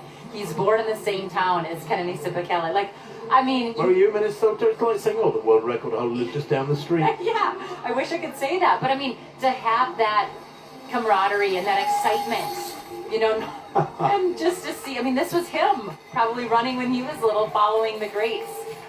Well, it sounds like a cliche, but, of course, many of these East African athletes, the Kenyans in particular, ran many kilometres to school and back. Top track, 7,500 volunteers. I mentioned that earlier. 100 bands on the course. The medical team, 600 strong. They're probably the most important of the whole lot. And 1 million spectators. Well, knocking on the door of the million, I would suggest today. Look at them. There's so much of this course where the athletes do run through a tunnel of noise, a tunnel of enthusiastic support. It's great to see. 8 men battling out the latter stages of the Berlin Marathon. This could be one of those special finishes. 2 or 3 men, maybe 4, have gone to the front and just tested the others. Mengesha has gone to the front, so has Candier, so has Ketut, so has Kiprop. 23 at the back of the group, that is Kiprop at the moment, just tucked in at the back. And I think there's a slight slowing now, Carrie. Let's have a look at these kilometre splits. Yeah, they've slowed markedly. It looks like they have in a way. Yeah, their projected finish now, 2:02. I mean, that's, you know, they've been running... Almost 2:03. Yeah, almost 2:03 pace. So yeah, do you know what? They put in that hard kilometre as soon as the pacemakers dropped out. Candier hit the front, accelerated. That was the 2:47, the quickest of the race. And then immediately, the 27th, 28th and 29th kilometres, all 3 minutes or slower. They slowed dramatically. And this now has become a tactical affair. The really quick times are slipping away, and we need to worry about that less and more upon the tactics being employed here. Look at them, 5 abreast. Nobody really keen to go to the front and push on, become the sort of sacrificial lamb and the target for the others. I think they're all trying to adopt that smart, patient game, and it could slow even more significantly over these next few kilometres. 29k in 1:24.21, a 3:03. A little bit of jostling. Candier did not get over to his water, and this is where things start to happen, Tim. All of that extra energy gets, you know, a little bit wrapped up in the race, and then that's where you start to see some faltering. And Candier, yeah, he's having to go for water. Now just a plain water, which is really critical. He doesn't have his nutrients and the fueling that he needs. But you know what? There they go through 30k, 1:27.21. But you know, you're in charge of your own destiny, and you have to. You know, you see these water stations coming up. He should have known it was a couple hundred metres away. And you start repositioning to get across and get your through. If you don't, it's nobody else's fault. But there's 8 guys in there. It's tough to get over there. That's where this sport becomes a little bit of a contact sport. And now they need to settle down. And Candier needs to sort of forget that. He can't let that get into his head and think about what happened, what did I miss? Eyes ahead. Absolutely right. Mengesha as well. I mean, to just be jostled like that, he needs to calm down. That spike in heart rate, that spike in energy can sometimes throw you off, and hopefully he can settle back in and they can just let that go. The last kilometre at 2:59, that was the 30th kilometre, but they have slowed dramatically these last 4k after the very brief acceleration when the pacemakers dropped out around 25k. The 26th kilometre at 2:47, the quickest of the race. And then we've seen a series of kilometres out 3 minutes or slower, and that makes them the slowest kilometres of the race. So the story very, very clear from the statistics, from the timing figures. These fellas are all watching each other now, nobody prepared to commit. And you wonder, Carrie, if it'll be somebody brave who goes out and tries to get a gap on this group, or if it is and will run away to victory, or if they will all just sit in there and we could have several fellas together going through the Brandenburg Gate. Well, you know, it's interesting. You talked about it. Sometimes when you have your debut marathon, you knock it out of the park, right? Because you've never done it before. You don't know the pain that the marathon is. But the top 4 men right here have only, this is the 5th marathon for Mengesha. He is the most veteran in the top 4. We're looking at Candier. This is his 3rd marathon. Candier, he's run 2. I mean, it's interesting to know that these athletes haven't run that many marathons. Yeah, relatively inexperienced. Bethwell Kemboy is there as well to ride a picture, wearing 25 on his back. We've hardly mentioned him. He's a 2:07 performer. He's been operating at a tempo way inside his personal best. He was 4th in Paris back in April with that 2:07.08. Now, how much longer can he live with this? And also in there is Heimanot Ayu in the orange strip, 2:05 performer from Hamburg back in April. He was 2nd in Mumbai back in January in 2:09. That's hot and sticky in Mumbai. Second in Hamburg with that personal best in April. He's had a good year so far. Well, here, no surprise, Marcel Hug comes home to take his 9th Berlin Marathon title. 1:27.18 for Hug. And looks like he's won that one very comfortably indeed. David Weir in second. Wow. He is always a factor, isn't he?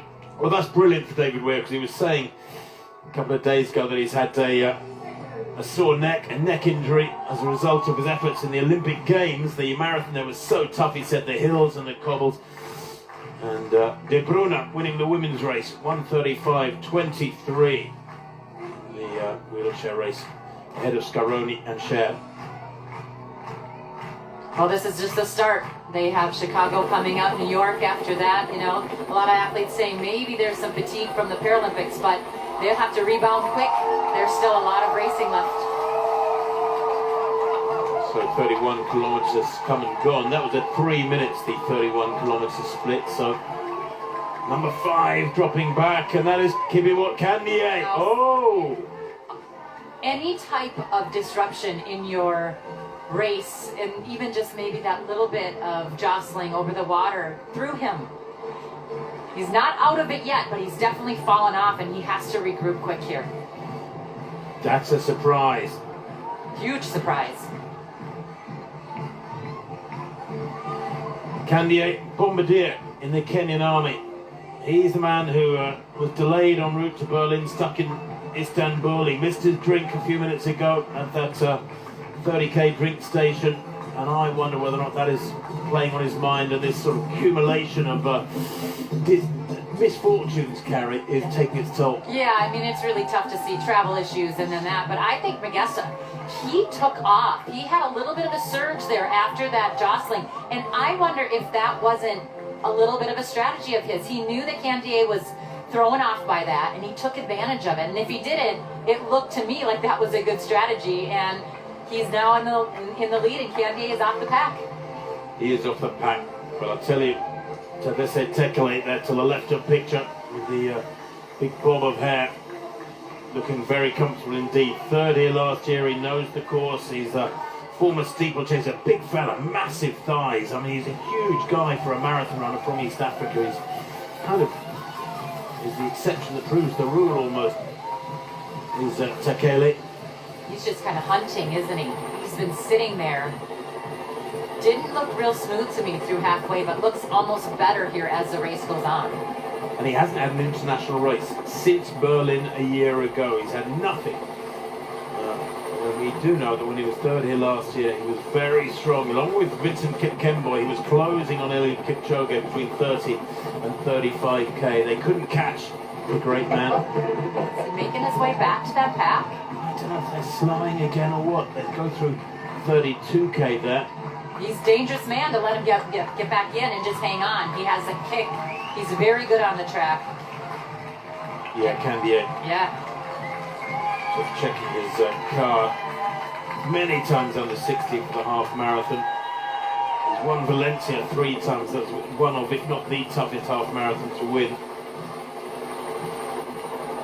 But that's a worrying sign, Carrie. What, 1 hour 33 on the clock. They've got another half hour of running to come at least. And Kandie just struggling to get on the back of the group here. 13, by the way, Megassa towards the back of the group. He's the youngster, the 19-year-old. Won't be 20 until January. Bronze medalist. Well, I say bronze medalist. He was third in Dubai back in early January with that personal best of 2:05. Another drink station. I bet you, Kandie. Did he get his drink there? No. And that may be why. Maybe that was... It's almost like he's zoned out. Why didn't he try and get his drink? I don't know. That's weird. Kandie, right at the back of the group, has just regained contact. Asking maybe for... Just watching what he's doing. He tapped Megursa, and... Did he get a positive response? I think he does have his bottle, so maybe just sharing a little bit there. There was talk yesterday, wasn't there, at the press conference about how the statistics show the majority of elite athletes throw away their bottle after drink station within 7 to 10 seconds. And there's the encouragement from the men in charge, the experts on refueling, was saying, hang on to your bottle, just keep sipping it for longer into the kilometre after you've got your drinks bottle in your hand. Hold on to it, keep sipping, don't chuck it away. People sort of sip it and chuck it away almost by habit rather than by need. Well, it takes some coordination. It takes a little bit of thought, and you know, it does not necessarily break your rhythm, but it is definitely something you have to practice in practice. Learning how to drink, learning how to keep the fueling down. I mean, I think that's the big thing, is making sure you get enough, but be able to keep it down. Mingesha pushing to the front now, and he's had a couple of little glances around, and I wonder if this is him now thinking, right, I'll check the watch, I'll see what you lot can do to respond to this. This is just maybe a little test from the man who was the Dago winner back in April. He was 6th in Budapest last year. He won the Verona half marathon back in February. He's had a really good year as Milkesa Mingesha, and he looks pretty comfortable, doesn't he, the Ethiopian? His best 2:05.29. It looks like he's going to break that by quite a margin, although at 32k that was a 2:55, so a slight acceleration. The projected winning time 2:02.58, so just inside 2:03. Now they've gone through 33k, we're inside the last 10k. That was a 2:56 clocking.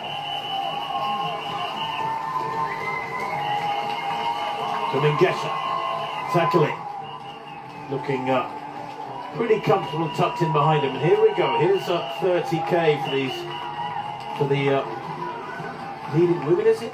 Looks like, yep, she's over on the side there. There she is. Couldn't see her for a minute. 30k for Ketema, who is finding her race experience very different to that of the leading men's pack. 1:36.59.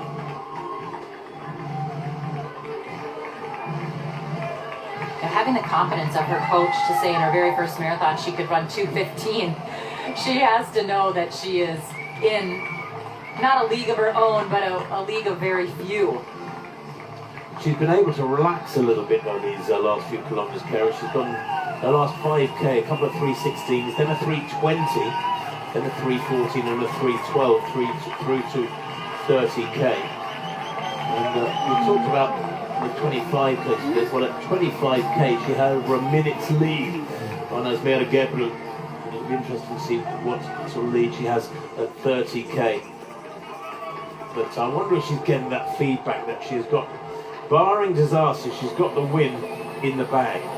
Well, all eyes are on her pacer. I mean, and she just almost asked the gentleman around her to give her space so she could be right in that stream of her pacer's runway. So it's definite that she is following every move he makes. So Stephen Kiprop to the front this time. It's almost like one or two of them are drifting to the front, really without any great intent, because they don't want to be the one that goes hardest and gets it wrong. I think there's a lot of nerves in this group now. They're watching each other. There's 2 or 3 of them who look really strong. Mingesha and Kiprop and Tadesse Tekle, the 3rd placer last year. But I think they're all reluctant to commit going into this last 9k and get their heads down and test the others. It would be a brave man. I'd love to see it. I'd love to see somebody do something, take the initiative and slap the gauntlet down at the feet of the others.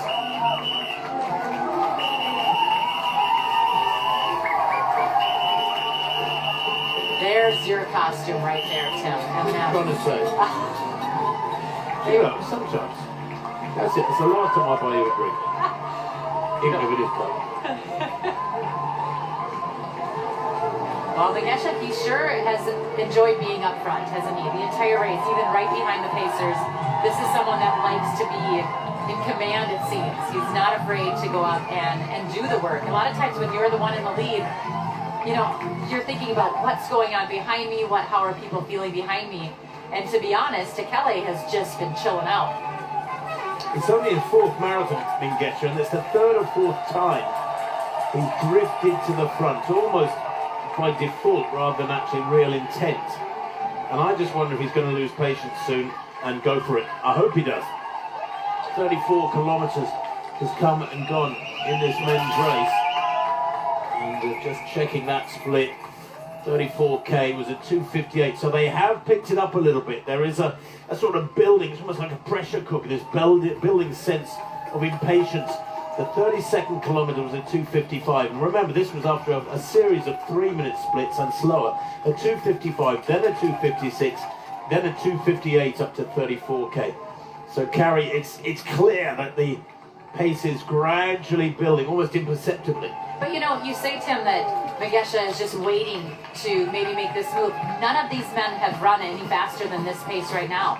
They are all on PB pace, 2:03 pace right now. So is he going to throw it down? Is he tapped out right now and just hanging on? I mean, we don't know. We've never seen them run any faster than this. I just hope somebody throws caution to the wind and really goes for it. I mean, 1:40 on the clock. They've got about 23 minutes of running to go. I want somebody to say, hey, I've had enough of this. Yeah. Do you remember the great Kip Keino when he ran track races? He would be near the front of the race, and when he was about to kick, he used to wear a baseball cap. And he'd take off the baseball cap and slap it down on the infield and go bang, and off he'd go. I'd like to see something like that happen now. I'd like to see somebody really kick in and go, come on, boys, let's see what you got. Well, it would be interesting if someone has that in them. We've heard that Kiprop wants a 2:02. So is it Kiprop that's going to do that? Look at this, trying to get to their bottles. They have bikers that have bottles to hand to them, which is interesting. They must be putting them on the table to then go get them, and this is causing a little bit of disruption in that lead pack. Well, there's the Kaiser Wilhelm Memorial Church, known as the Memorial Church, as a Protestant church in the Brandenburg Silesian Upper Lusatia region. Very, very famous. That's a ruin of the Imperial Church, built, not rebuilt, I should say, as a reminder of World War II. Candier again finding himself in the back here. After every water stop, it's almost as if he's struggling getting through that. And then having to work his way back up. His energy levels are going up and down and up and down. Hopefully he can just settle in here now in these final stages. 35k, they've gone through 1:42.14. And the pack is still 8 strong. But we've already seen Candier having problems. In fact, just checking, is that 7 now? Yep, 7. It is 7 strong. Kiprop to the front. They just cannot make up their minds, can they? There's a real sense of, you know, I used to be indecisive, but now I'm not so sure. It's none of these fellas really want to go to the front and give it everything. They're drifting to the front, doing a little bit there, doing half a kilometre, a few hundred metres at the front, and easing back into the pack. In trouble again now is Kibiwot Candier. He's been hanging on for about the last 15 minutes or so, but now maybe an acceleration going in. And you've got to be aware, I guess, too, Carrie, that one of the two of these other fellas up in the front need to get rid of characters like Candier. You know, former world record holder in the half marathon. He can kick in the last half mile or so, the last kilometres. They need to make sure they do get rid of him. Yeah, he just has been under 27 minutes in the 10K this year. So he also is very fit and fast, but he is starting to show his cards here. He is definitely slowing. Katut, we haven't talked a lot about him. I mean, he is definitely a threat. Placing 9th at the Boston Marathon, you know, some things happen in Boston. It's so hilly, you just don't have your day, and the race beats you up more so than even yourself beating yourself up. But I would have to say Katut is one that looks good, and he's now just finding his way to the front of the pack, and is definitely a threat. Absolutely, there's Katut to the left of picture. Candier dropping away in the background. Katut is the youngest of 9 siblings, father of a couple of kids himself. Broke the Hamburg course record a couple of years ago with 2:04.47. He's reduced his personal best to 2:04.34. That was the second place in Amsterdam last year. As you said, 9th in Boston last April, outside 2:10. Wasn't exactly a massive confidence booster, but Boston can do weird things to great runners. Definitely. Those downhills in the early stages of Boston really wreak havoc on the quads. But here, it's the pace that wreaks havoc, and they are all running faster than they've ever run. Well, including Heymanot Ayu. We haven't mentioned him much. He's in the orange in that pack. They're 35. That is Philemon Abraham of Germany, the 31-year-old. Filimon Abraham as a 2:08 performer. That was in Barcelona last year. Very tough when you're on your own, though. I mean, you know, we're talking about that lead pack and they're all watching each other. At least they've got company, as has the leader in that women's race, Tigges Kesselman, albeit a pack of male company. But when you're on your own through the second half, through the latter stages of the marathon, very tough indeed. But Abraham here, looking strong, Carrie. Yeah, you have to almost take each person that you're picking off from the lead pack that's coming back to you. That has to be the new game for the athletes that are trying to stay in it when they're all alone. But here we are. Kipyegon Candie is definitely losing ground. He was one of the favorites coming in. But Mengesha, he has definitely liked to be up front, kind of take this race into control, and he's pushing.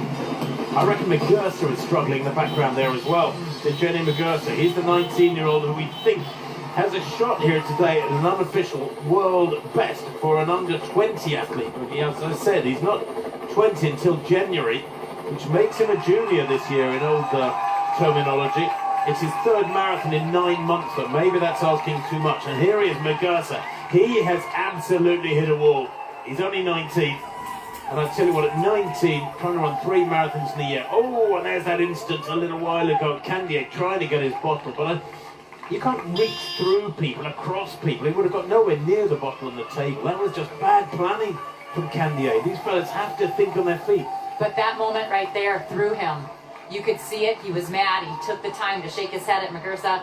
You can't, or Mengesha, excuse me, he can't do that. You know, you have to keep your cool in this race. Your body temperature, your heart rate is already high enough. And we can see that that little bit of disruption really hurt him. Well, the last couple of kilometers have been 3:03 and 3:05. They went through 35k in 1:42.13. But they are watching each other, there's no doubt about that. We had a couple of kilometres under 3 minutes, in fact 3. We had a 2:55, a 2:56 and a 2:58. They were beginning to wind it up a little bit, and then they thought better of it. There's all that indecision going on in this lead pack. And Kotout and Mengesha, they've both been drifting to the front. Mengesha more than anybody in the green. Without any real intent, they haven't really asked any questions. Drifted into the front and yet outside 3 minutes per kilometre. Well, Kotout trains with Evans Chebet, who's won Boston and New York City, and it's interesting to see that he's taken his time to get to the front. In the very, first half of this race, he was way off. We didn't even mention his name for the first half of the race. Now we're seeing him slowly but surely getting up on the shoulder and putting himself in contention. Well, his only race this year so far has been that 9th in Boston. He's having a much better run here. He's Kotout. Kiprop now hits the front. So Mengesha, Kiprop, Kotout, all showing signs of wanting to go for it. Ayew as well in the orange and white, tucked in behind him the whole time. He has a little glance over his shoulder. I wonder if that was telling. Look, there's those kilometre splits for the recent kilometres. 2:55, 56, 58, then 3:03 and 3:05. The pressure is building all the time. They've gone through 37k now with a 2:53. So it is beginning to wind up. 5k to go, 3 miles if you want it in English terms. 37k, 1:48.10, 2:53 that kilometre. Although the winning time carries has dropped right outside 2:03 now. The projected winning time 2:03.22. It matters not what the winning time is now. This is just great racing. Yeah, it is. And then one of the cool things that I read about was Steven Kiprop, who's in the lead right now. His favorite motto is train hard, win easy. So we'll have to see if that's what he says. If this is the race that he takes the tape in, was the training hard enough for him to win easy? I don't know about winning easy. Jumping is a fine thing. But what a race building here. We're down to 5. It's gradually thinned out. Still looking okay at the moment is number 2, the pre-race favourite, Tadesse Tekle, the tallest of this group, the big fella to the left as we look at them front on. He's the former steeplechaser. Closed very strongly in the latter stages last year on Eliud Kipchoge. So has he got a big finish here as well? Tadesse Tekle, the 22-year-old, is he holding back as Kiprop and Kotout just sit at the front there? So it's what, 3 Ethiopians against 2 Kenyans, and the 2 Kenyans at the moment, Kotur and Kiprop, at the front and laying down the tempo. And this looks like a little acceleration. I wonder if they're beginning to sense a reason to work together. Lalu there in the orange in the middle of the pack. He's been second in both of his races this year, in Hamburg and in Mumbai. And now we're seeing a big name drop back. Yeah, Tadesse Tekele. He's hit the red line, and the others have gone through it and keep going. He has to stop. And Tadesse Tekele, with 5k to go, is struggling. And I don't know if he's going to make the rostrum this year, but he is decelerating. You know, when they hit the blocks, it happens very quickly, doesn't it, these days? It does, definitely. And you can see Kiprop and Kotur. Kotur looks very easy to me. He looks really smooth. Kiprop moving around a little bit. Magesha right there, excuse me, not going for that final bottle. And I wonder if they'll pay for that, because they've still got some 12 minutes or so of running to come. Down to these 4. They've gone through 37k with a 2:53. They're at the moment on Potsdamer Straße. They'll go through 38k at Potsdamer Platz, and then onto Leipziger Straße, and then a couple of zigzags before they get onto the Unter den Linden, and that last kilometre or so through the Brandenburg Gate towards the finish line. But who will lead through the Brandenburg Gate? Maybe we'll have 2 or 3 guys abreast. It's wonderfully poised. Kiprop at the back of the group for the first time in quite a while. And starting to lose just a little bit of ground is Kiprop. He needs to get back up on the shoulder. If he looks, look at him, Tim. You can see there's a bit of change in pace for him and a little bit of change in form. He's not quite up on his toes like he was. No, absolutely right. But Kotur looking up to the task, looking really strong. Cyprian Kotur, 32 years old, the most experienced of this pack, by the way. Not only did win Paris back in 2016, but he's kept on winning. He's a serial winner. He won Florence in 21, Hamburg in 22. He was second in Amsterdam last year. That 9th in Boston this year was a bit of an aberration. He's done his apprenticeship too. He paced the London Marathon back in 2014 and Berlin back in 2021. But as you mentioned, Jerry, Kotur trains with Evans Jabet, who was a Boston and New York winner in the same year back in 2022, only a couple of years back. And Kotur looked like he was going for it. Now he seems to have slowed. You could literally chuck a blanket over these 4. Yeah. And nobody seems to want to break away and change the picture, so to speak, and really give it a go. And Kiprop, just as we say it, looks like he's out of the picture. He's back up in there. I know. Wonderful stuff. These 4 locked together. 1:53 on the clock. About 10 minutes of running to come. The 38th kilometre at 2:56. The 37th kilometre at 2:53. Very little wind this morning. Glorious conditions in this 50th edition of the BMW Berlin Marathon as they approach the Mall of Berlin. And Berlin, by the way, what a place for shopping. If you bring your other half, make sure the credit card is left at home. I didn't mention whether the other half is male or female before you jump down the boat. Leave the credit cards at home, folks. Just come and enjoy Berlin for what it offers for free. I was not expecting you to talk about shopping, but okay, here we are. Well, it's unavoidable in Berlin. It's so great for shopping. This is what I find so fascinating, though. Stephen Kiprop back in 4th place when he was just, half a kilometer ago. Now he's in the lead, and he looks better. And I think that's sometimes the type of athlete that you are. If you are in the lead, if you are in command, you get a little extra pep in your step. And he's like to be in the lead in this race. When he has fallen back, he doesn't look like himself. Now he looks like he's back and re-energized.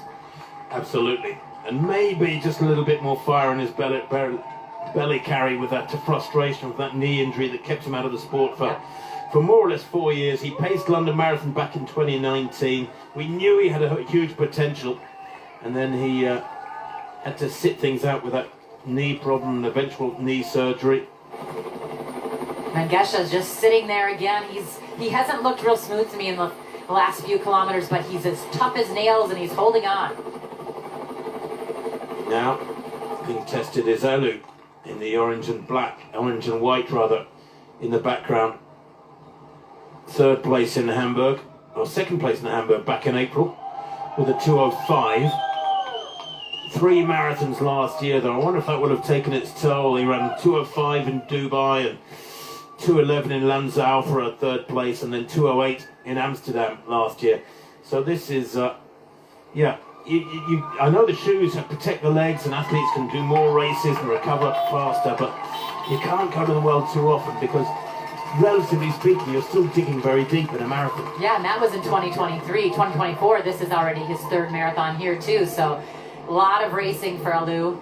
But he's been fighting through. You can see he's had his ups and downs in this race, but he's still in it. So his 6th marathon, actually, yeah, you're right. He ran Dubai and London, he ran Mumbai and Hamburg this year. His 6th marathon in less than 2 years. That's Alu in the orange and white, just behind this leading pair. As they negotiate these last few turns with 1:56 on the clock, they've gone through 39k. And it is gradually winding up. The last 3 kilometers are 2:53 to 37k, 2:56 to 38k, 2:55 to 39k. And Ayu looks like he's gone. Heimanot Ayu is struggling as there is a definite acceleration going in here from Steven Kiprop. He may not make the rostrum. That's very frustrating for the 26-year-old. He's had such a good year, but maybe, as we said, Carrie, has gone to the world too many times. His 6th marathon, well inside 2 years.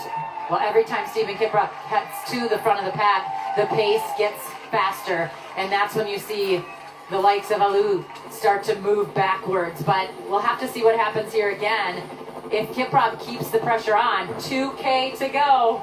There's the big left-hand turn off Leipziger Strasse. Now they get a series of lefts and rights before getting on to Unter den Linden. 1:56.59 at 40k.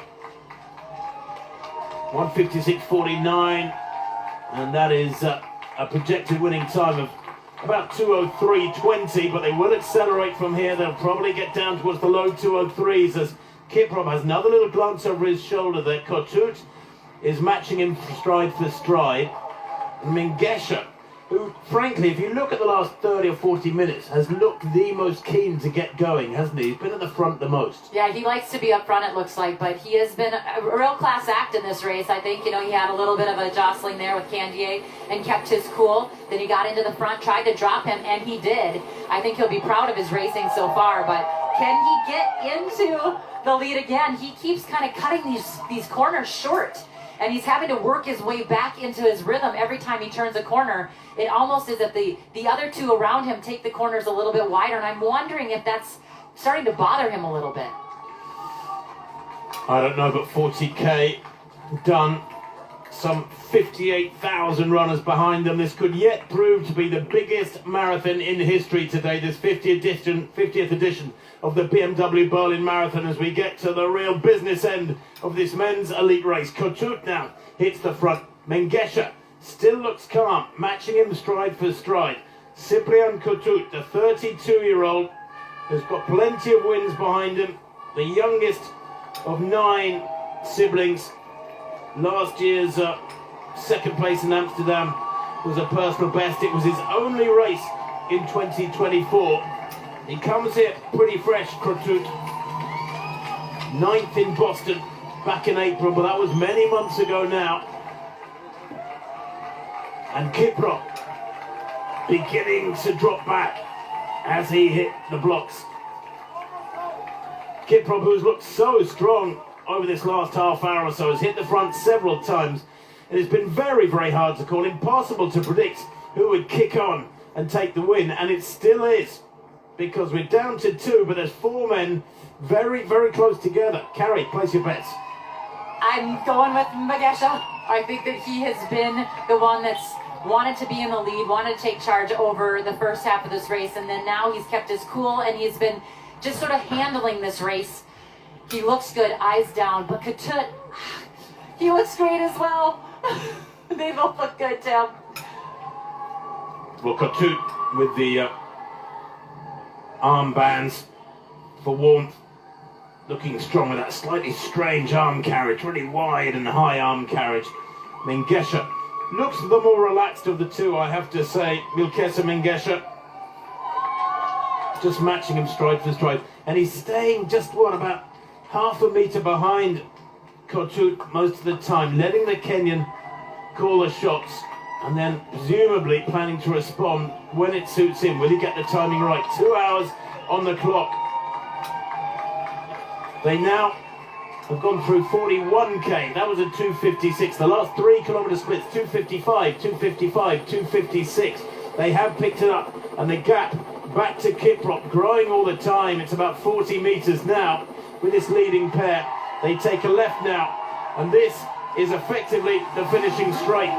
They turn at 41.3k onto Unter den Linden. They're in the finishing straight. They can see the Brandenburg Gate ahead of them. The crowds grow in numbers, and these two winding it up all the time. The gap back to the pair behind them. There's a great little battle going on behind between Elu in the orange, who moves into third place, and Kiprop, who's really struggling. But Kotout and Mengesha now. Not so close anymore. Mengesha took that turn the way he needed to, and he had a little advantage with that turn, and now look at him. He looks smooth, but Kotout is following every single step of his and not letting him out of his sight. Mengesha changes gear, cranks it up one more notch. Kotout slots into his slipstream, but apparently can't match it at the moment. Only a few hundred metres to run. The Brandenburg Gate beckons for this pair. It has been a marvellous marathon with incredible strength in depth. 40 minutes ago there were 8, and it gradually went down to 7, to 6, to 5, to 4. Now it's down to 2. And here we go. The Brandenburg Gate in all its glory. First passed by the marathon runners, passed under by the marathon runners in the 1990 edition of this race, when over 25,000 ran the Berlin Marathon. Well, this time, the 50th year of this astonishing race, the lead athletes pass through into the shade and out into the sunshine again.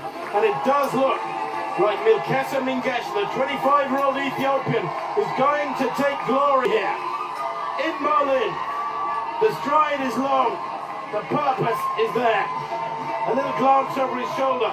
Cyprian Kotout of Kenya, faster on paper, unable to do anything about it at the moment with a couple of hundred metres to run. He still looks strong, still looks in control. Mengesha, the world junior cross-country champion back in 2019, 6th in Budapest last year in the World Championships, has his day of days here in Berlin. A thumbs up to the crowds, the huge crowds here as he approaches the finish line. In the footsteps of the great Haile Gebrselassie, his compatriot, the 50th edition of the BMW Berlin Marathon goes to Ethiopia, to Milkesa Mengesha, crosses the line there unofficially in 2:03:17. Kotout second for Kenya. And Kotout celebrating, and Ayew rallies to take third place for Ethiopia. Kotout divides the two Ethiopians, and Kiprop finishing in fourth place. But again, in around 2:03:38, that for Kiprop is a personal best by well over 3 minutes. Fabulous running from these fellas. Indeed, all of them running big personal bests. The first 4 home, underlining these glorious conditions here in the German capital. And now the tears come, now the emotion pours out from Milkesa Mengesha. He's a great track runner. He's run 12:58 for 5,000, 27 minutes dead for 10,000. He's a great road racer over 10k and the half marathon. He won Copenhagen a couple of years ago in 58:58. He has all the qualities, all the armoury needed to win a race of this calibre. And indeed, he is the fastest in the race as a 1,500 metre runner, as a metric miler. He's run 3:34, and he looked it, every bit of him looked it in those closing few hundred metres as he strode out looking so relaxed to victory. Takele, the third placer of last year. Oh, he comes home now.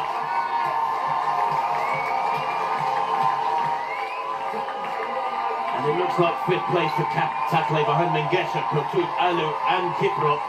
And Ikeda, what a run from the Japanese. Superb stuff from Yohei Ikeda. He's a 2:06 performer before today, and staggering to the line, Takeda is Takale, and Ikeda crosses the line there, and that's a personal best for him by about 1 minute 45 seconds, something like that. We'll confirm it for you. Absolutely fabulous running from Ikeda. He finishes in 5th, Takale in 6th.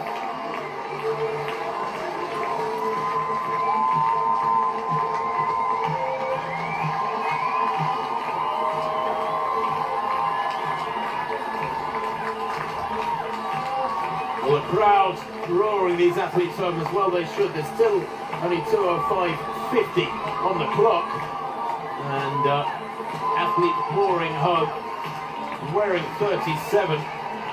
That is Sebastian Hendel of Germany. He's a 2:08.51 performer before today. That was 10th in Hamburg earlier on this year. Well, what a run he's had here today. Because if he's got a minute to go, he's going to smash his personal best by something close to 2 minutes. The World Championships qualifying mark, remember, 2:06.30. He's going to be just outside that. But this has been an incredible run from Sebastian Hendel to make it, I think, into the top 10. Just waiting for these marks to be confirmed.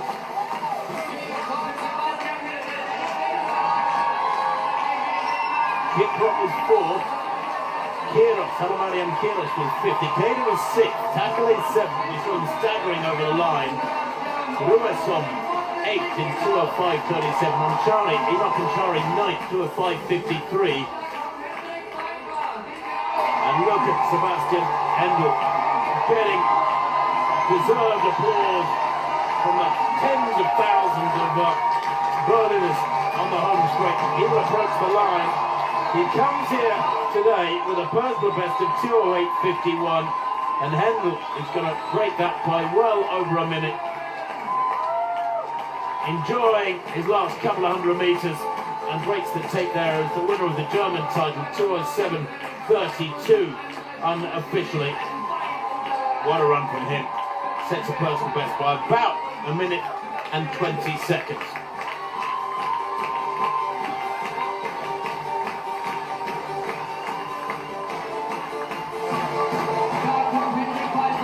The more favoured of the Germans, Pfeiffer, coming home. He too has had a brilliant run here. His personal best 2:07.14. He's just outside that. That was from a 3rd place in Houston back in January. Well, Pfeiffer finishing well here, just outside the top 10, crosses the line. Another really solid run from the German, 2nd in the German Championship, 2:08.19 unofficially. We'll confirm these times for you, of course. Well, that is one solid run in his 16th marathon. Pfeiffer getting it right again and again.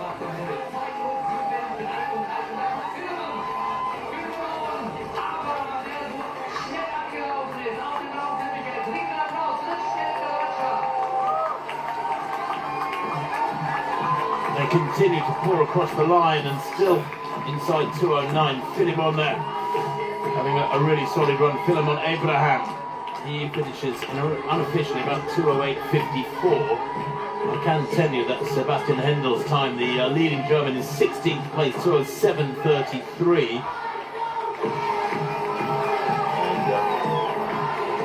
And behind him was Kipchumba, Philemon Kipchumba. 2:07.30. The finishing times in depth quite astonishing here today. So many athletes finishing way inside 2:10. And at last we can go back to the leading woman here today, Tigist Ketema. She has been running, in terms of female competitors, in glorious isolation today. Because she has won very comfortably indeed. 26 Jahre alt, ist ihr Debüt gelaufen in diesem Jahr in Dubai mit 2:16:07 und dann war sie auf Anhieb die neuen Just checking her splits. Ketema. Sie heute und bestätigt sie heute hier in Berlin. Remember, she's the former middle distance runner, having got to halfway in 2:15 in 67:53. Her projected finishing time 2:15:45. Well, it has slowed a little bit, but projected finishing time at 40k 2:16:29. She's about 6 minutes away from that at the moment. As Gobena continues to do a wonderful job as her personal pacemaker. She's eased her away from the rest of the pack, and it looks like she's heading for another clocking way below 2:20. Nice and steady her last 5 kilometres, all her clockings within 3:12, 3:15, that sort of region. I don't think she will necessarily run negative splits, having got to halfway in 67:53, but we shall see. She would need to break 2:16 to do that, and that would need a significant acceleration of these last couple of kilometres. I don't think she's going to do that. She's at 40.5 kilometres now, but it matters not. She will be the winner of this 50th BMW Berlin Marathon. Time that very few athletes in history have got close to. And what a race she has had.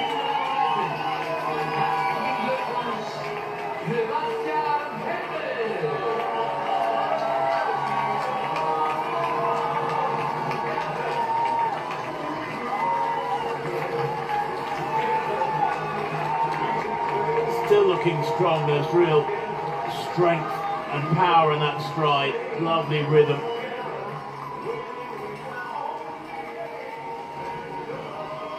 All she's had to do is hang on to the coattails of Gobena there, her pacemaker.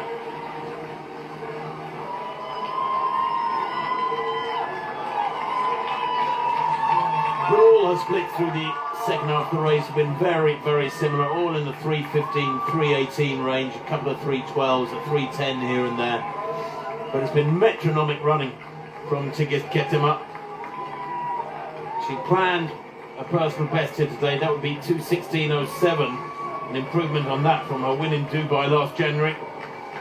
She wanted her first half in 68 minutes. She went through in 67:53. That is almost perfect, just about as perfect as can possibly be. And she has a training group which is possibly the best in the world. Get this, her training partner is Tigist Assefa, the world record holder from Berlin here last year. Amani Bariso, who won in Budapest, the World Championships last year.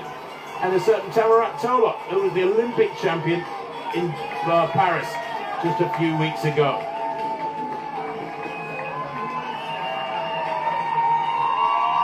Well, the crowd's roaring her on here. Plenty of cyclists accompanying her. An element of security to that after one or two rather horrible incidents in marathons over the years. Most famous, perhaps, was in Athens 2004 when the Brazilian runner de Nascimento was tackled by an Irishman halfway, or I say halfway, in the latter stage of the race when he was, I think, in the lead, and ended up taking a bronze medal.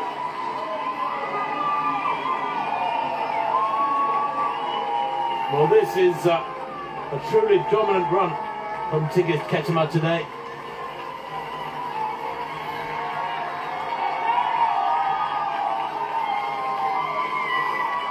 Untroubled, constantly being ushered along by Gobena, her pacemaker, who you have to say has done an incredible job. Part of me, though, now sort of wishes he'd leave her to her own devices. He's continually gesturing for her to keep going, to push on. But actually, I think there's something glorious in the loneliness of a long-distance runner when you've been a dominant performer throughout a 42-kilometre journey. And these two fellas who have been great. Their job is done. And there's a substantial part of me that wishes they step aside now and leave her to it. And the fastest time in the world this year is going to survive, but only just as she approaches the Brandenburg Gate. 2:15.55 is the 2024 World Best by Tsutomu Sepa when she won Tokyo back in early March. It's the Brandenburg Gate this time for Tigist Ketema. She won Dubai at the beginning of the year. That was in early January. She's going to win Berlin towards the end of the year, the marathon year, in spectacular fashion. She made the fastest ever debut in Dubai back on the 7th of January with 2:16.07, to be the 9th fastest athlete in history. Since then, she was a disappointing 7th in the London Marathon, which meant she wouldn't get selected for the Olympic Games. But my word, this is pretty spectacular consolation for Tigist Ketema. I can tell you that at 40k, her lead over Mestawat Fikir was 2 minutes 20. Fikir was battling away with Basina Mulati, but she is separated from the rest here by 2 minutes and more, and a class apart, quite frankly, as she heads towards the blue carpet covering the last 30 metres. What a run this has been. Yet another victory for Tigist Ketema. It was her debut in Dubai that gave her victory, a 7th in London, but she's back on top of the lot here today in Berlin. The winner of the 50th BMW Berlin Marathon in the women's race is Tigist Ketema, the 29-year-old, 2:16.41 unofficially. And that is a truly dominant run. Definition of dominance when you ease away. Well, there's plenty of energy there. I tell you, it's got more energy than Tadesse Tekle had in the men's race. He was staggering as he crossed the finish line in that men's contest. Wow.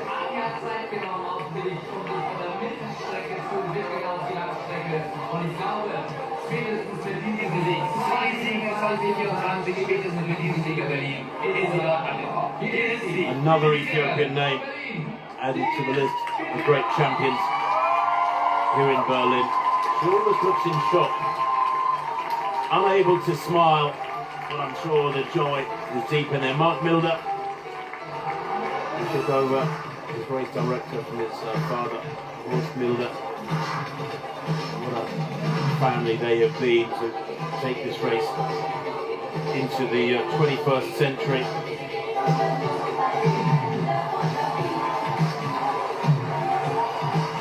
And here is the second placer. Well, it does look like Fikir. Mestawat Fikir is going to finish in second place. The winning time from Tigist Ketema, by the way, confirmed at 2:16.42. But second place here today goes to Fikir, Mestawat Fikir, the 24-year-old. She won her debut in Paris on the 7th of April. That was in 2:20.45. Well, she's going to run a massive personal best here today. She will join the sub-220 club. It's not exclusive as it used to be, but it's still very, very special indeed. A brilliant run from the Ethiopian. It's a 1-2 for Ethiopia in the women's contest. Mestawat Fikir gets second place in 2:18.49 unofficially. That is a huge, huge personal best. Almost exactly 2 minutes personal best. Mulati taking third place. She crosses the line there. It's time to be confirmed. Only Ketema showing on our computer at the moment is confirmed home in 2:16.42.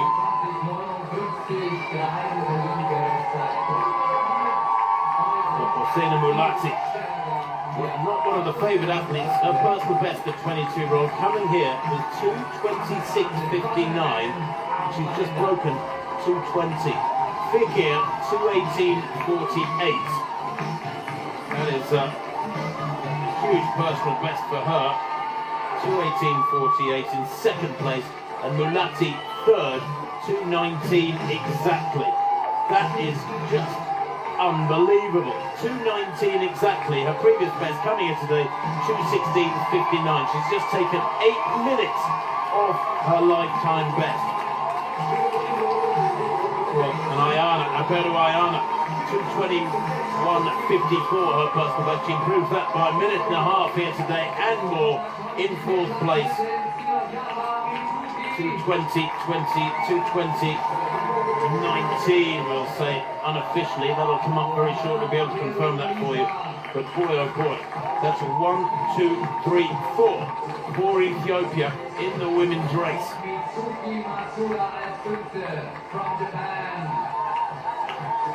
And Hosoda of Japan, Matsuda of Japan, Mizuki Matsuda, she's a 2:20.52 athlete. She runs a personal best here today by about 5 or 6 seconds, not by much, but a brilliant run for Mizuki Matsuda. In her 11th marathon, she's won 4 of the 10, so 4 out of 11 now. But 3 times the Osaka champion, Matsuda, in 5th place here in Berlin. She won Osaka in 2018, 2020 and 2022. She was 5th here back in 2018. She's finishing 5th here today as well. And is this Callie Thackeray? It is Callie Helga Thackeray of Great Britain. She runs 2:21.25 unofficially in 6th place. That is a big personal best for her as well. She knocks off about 50 seconds from her personal best. Just confirming for you that Lisa was 4th in 2:20.20. Osoda 5th, 2:20.31. Matsuda 6th, 2:20.42. And I think Callie Thackeray, Helga Thackeray, finishing in 7th place. And Mela, one of the favourites here, the German 32-year-old former Ethiopia, who's been suffering from a knee problem recently. Her personal best 2:21.47. She's going to finish just outside that, but it's been a really solid run from her too. Yes, Helga Thackeray in 7th place, 2:21.24. She's confirmed her winning time, so she runs a personal best by 53 seconds, I think it is.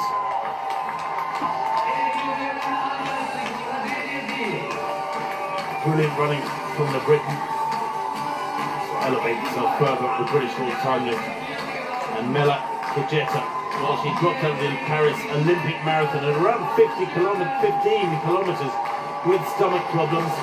She's a 65.18 half marathon runner. That was a silver medal back in 2020 in Gdynia in Poland in the World Half Marathon Championships. She was 6th here in 2019, fastest debut ever by a German in Berlin. But here today, well, she might be slightly disappointed with this. Her personal best is 2:21 from Dubai back in January, but she has been carrying injury problems. That knee problem has certainly taken its toll. She ran 3rd in the Berlin half marathon back in April. Well, here today, she will finish, I believe, in 9th place if she comes across the line, but she will be German champion. And her time as she crosses the line now, still in the sunshine, 2:23.40 unofficially.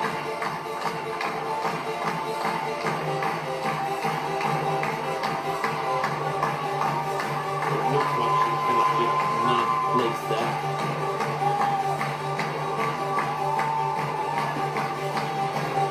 It's going to take a little while to catch up with the effects on the ground. 2:24 on the clock now. And the temperature here in Berlin at the moment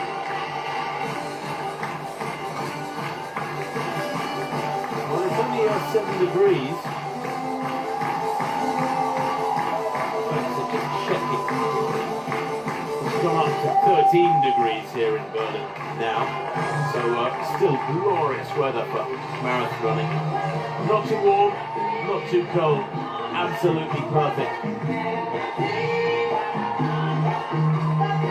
Well, we have the men's winner, ready for an interview now.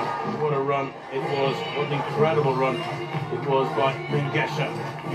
Mengesha. I don't know what his English is like, this 25-year-old Ethiopian lad. We may be using an interpreter for this one. But he wins today very, very impressively, Mengesha Mengesha. 2:03.17. Personal best by over 2 minutes. Well, congratulations, Mengesha. This was an amazing race. He was up in the front behind the Pacers the entire way and then took control. Can you have him explain to us what his race strategy was like going in today?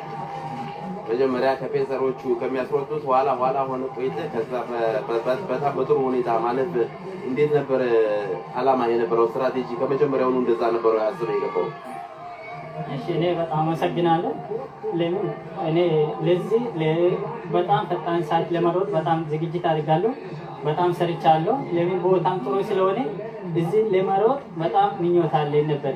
ለምን ትንሽ ቅር ያለኝ ከዚህ በፊት ለንደን ማራቶን በአየር ምክንያት 38 ላይ አቋርጬ ስለወጣሁ እሱ በጣም ቴንሽን ውስጥ አስገብቶኛል። ለንደን ላይ ግን እዚህ ደግሞ በጣም ዝግጅት አድርጋለሁ። እሱ ትንሽ ስሜቴ ስለተነካ እዚያም ቦታ በጣም ፈራሁ እንጂ እዚህ ኬሶቹ ላይ በጣም ወስኜ ነው። ከዛ በላይ ጌዱ ራሱ መሄድ አቅም አለኝ። ግን እሱ ለንደን ላይ ትንሽ ቴንሽን ስለነበር ፈራሁና እዛ ቆየሁ። Okay. So he has been training very hard for this course. He knows it is very flat and he can run very fast times. But he was at the London Marathon prior to that, and he had to stop after 38 kilometers because he has some issues, and that's why he was very worried about that. But at the end, his preparations were well. He did it, and he is even capable of running much faster, he says. But at the end, it was good. That is so amazing. I mean, what does it feel like to say he is the Berlin Marathon champion, and not only just the Berlin Marathon champion, but the 50th running? ምን ይሰማል? አሁን የበርሊን ማራቶን አሸናፊ መሆን አንደኛ፣ ሁለተኛ የ50ውን የጀርመን ማራቶን አሸናፊ በመሆን ምን ይሰማል? በጣም ደስ ብሎኛል። እኔ ቺካጎ ማራቶን ገብቼ ነበር። ኒውዮርክ ቀጣይ የዛሬ 2 ሳምንት እዛ ነበር ያስገቡት። እኔ ደግሞ እዚህ ምኞቴ እዚህ ስለሆነ እዚህ ነው ማራቶን የፊታችን አየሩ በጣም አሪፍ ስለሆነ እዛ ደግሞ የ50 ዓመት ለማሸነፍ ደስ ብሎኛል። ለምን ያሰብኩት ተሳክቶኛ ስለሆነ በጣም ደስ ተሰማኝ። He is really very, very happy. He had the chance to get in the Chicago Marathon. He was supposed to run there, but he knew the course is flat, the weather is nice, so he was really into Berlin, and at the end, he did it, so he is very happy. Congratulations. We were so thrilled to watch him cross the tape. Way to go. Yay.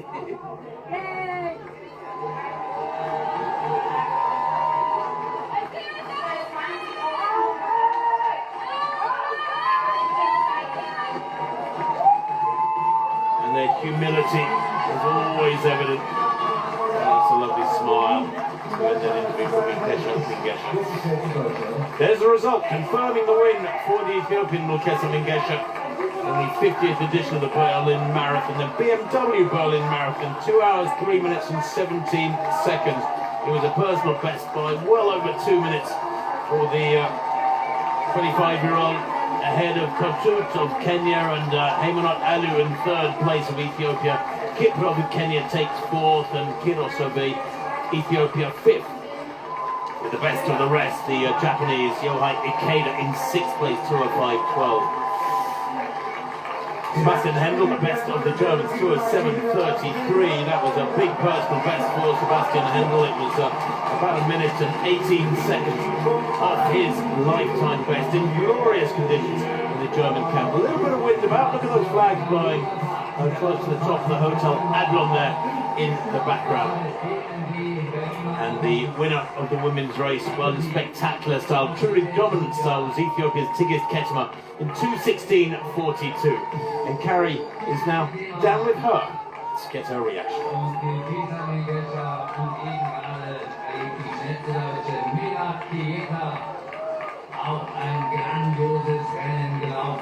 All right, the winner of the 50th running of the Berlin Marathon. Ketema, you are so new to marathoning. Tell me how today went. So, እንኳን ደስ ያለሽ 50ኛው የበርሊን ማራቶን በአሸናፊ በመሆንሽ። አንቺ ለማራቶን በጣም አዲስ ነሽ። እንዴት ነበረ በአጠቃላይ ሩጫው? እንዴት ጥሩ ሄደ? እንዴት ነበር? መጀመሪያ በርሊን ለመምጣቴ በጣም ደስተኛ ነኝ። ሁለተኛ ደግሞ እግዚአብሔር ረድቶኝ ማራቶን ትሬኒንግ ሰርቼ ከአሰልጣኝ ጋር ተመካክረን ስለሰራ መጀመሪያ አሰልጣኝን አመሰግናለሁ። ከዛው in the first place, she is very grateful that she was able to run here, that she is in Berlin. She is very happy, and with the help of God, she is able to win this race, and she has been working hard with her trainer, so she wants to thank her trainer very, very deep. Many thanks to her trainer. Well, congratulations, way to go. Still looks in shock, doesn't she, as the women's winner hits her, the runaway women's winner Tigist Ketema. And just like last year's winner, the world record holder Tigist Asefa, a middle distance runner, a former 800-meter medalist at world junior level and world class at 1500 metres. Only 3 years ago she ran just outside 4 minutes for 1500 metres. Confirmation of that win for Tigist Ketema, 1, 2, 3, 4 for Ethiopia in that women's marathon here in Berlin. 2:16.42, the first 3 on the rostrum going under 2:20. Beruai and Marisha the best of the rest there with Hosoda and Matsuda. Fabulous running from the 2 Japanese in 5th and 6th, both of them just outside 2:20. And Hela Kujeta, well, she was the best of the Germans in 11th place. Kujeta, her time 2:23.40. Not a personal best for her, but considering the knee problem she's had, that's a really solid run. Lisa Waitman of Australia, 2:24.40, finishing in 12th place at the age of 45. That is only a minute or so aside the lifetime best for Lisa Waitman. That is fabulous running.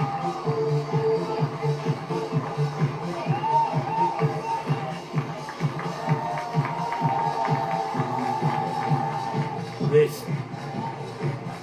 is the moment. These are the glory moments these athletes have trained so hard for. On the clock, it's still great running from these men and women. 2:32 on the clock now as they pour home in ever-growing numbers. This is a high-caliber marathon, but the glorious conditions today as well have made it an optimal opportunity for everybody to, great opportunity for everybody to hit their best possible performance. Presentations to come, by the way, for the first 3 in each of those races. Of course, more and more women will start appearing this side of the Brandenburg Gate in their last 360 metres. The Brandenburg Gate, so symbolic, probably the ultimate symbol of the reunification of the 2 sides of Berlin, east and west, separated at one time by that horrible wall of which the Brandenburg Gate was part. Can you believe it was blocked off and nobody could pass through? Now they pass through in their hundreds of thousands. Indeed, over 1 million runners have now run the Berlin Marathon, and we shall see today whether or not this can become the biggest marathon in history. That stands at the moment to Paris from last April, 54,175. New York, by the way, has 6 of the 10 biggest ever marathons. But Paris, London and New York, the 3 biggest marathons in history. In that order, if you just take the one single score, so to speak, for each event, for each city. The 4th biggest city is Chicago. Back in 2019, Chicago had 45,932 finishers.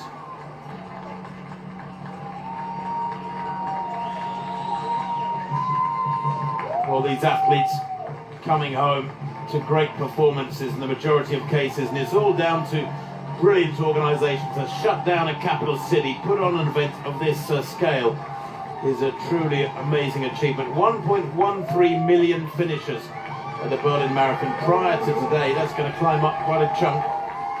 And in today's race, well, they've consumed 4.1 million bananas, 1.5 million apples, 7.1 million litres of water. This is the finishing stretch and the form of the men's winner. This is how he did it. Rukesa Ningesha through to the line in 2:03.17 for a glorious victory here. Not far ahead of Ciprian Kotut, who took second place, just some 5 seconds behind. And third place went to Heyman Elu of Ethiopia in 2:03.31. Well, the women's race was a very different affair. The men's super competitive. The women's was all about Tigist Ketema, the 29-year-old who made her debut in Dubai last January, won there in 2:16.07, the fastest ever debut, winning today in 2:16.42, and a winning margin 2 minutes and 6 seconds over her compatriot Mestawat Fikir, with another Ethiopian, Bosena Mulati, in third place. Indeed, it was a 1-2-3-4 for the Ethiopians in the women's race.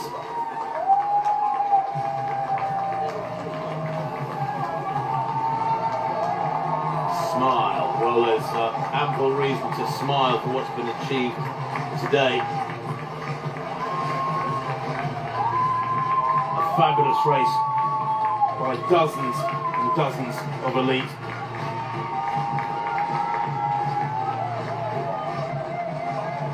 And still they pour through. 2 hours 36 on the clock. And look at the density of finishers. I wonder if there have been many races that will match this. The energy is there, the energy is everywhere in Berlin today. Carrie Johnson rejoins me in the commentary box after a quick jaunt outside to do the interviews. Carrie, it's warmed up a lot out there. It has, and actually you are seeing some of the athletes that have signs of that overheating and some disrupted tummies, you know, you can see a lot of that, but everyone is so happy and so excited. They said it was very, very fun to race. All of the elite athletes that I got to interview were so excited, and it's a phenomenal day here. What a way to celebrate 50th. Absolutely. I was just saying, Carrie, look at the density here, and on the clock at the moment it's 2 hours 37, and the density of finishers. I suspect this might set a world record for quality of runners, the number of runners under 230, under 240, and so on. And then hundreds of them going to finish inside 240 here. Yeah, and everyone is high-fiving and they're so excited. But yeah, I just Neely Spence Gracie, who's from the States. Her dad was an Olympic athlete, and she came all the way over here to race. There's people of all different countries and ethnicities, and it's just really such a celebration. Absolutely. Over 160 nations represented today from the more than 58,000 athletes. Plenty of Berlin legends are here now. Takahashi,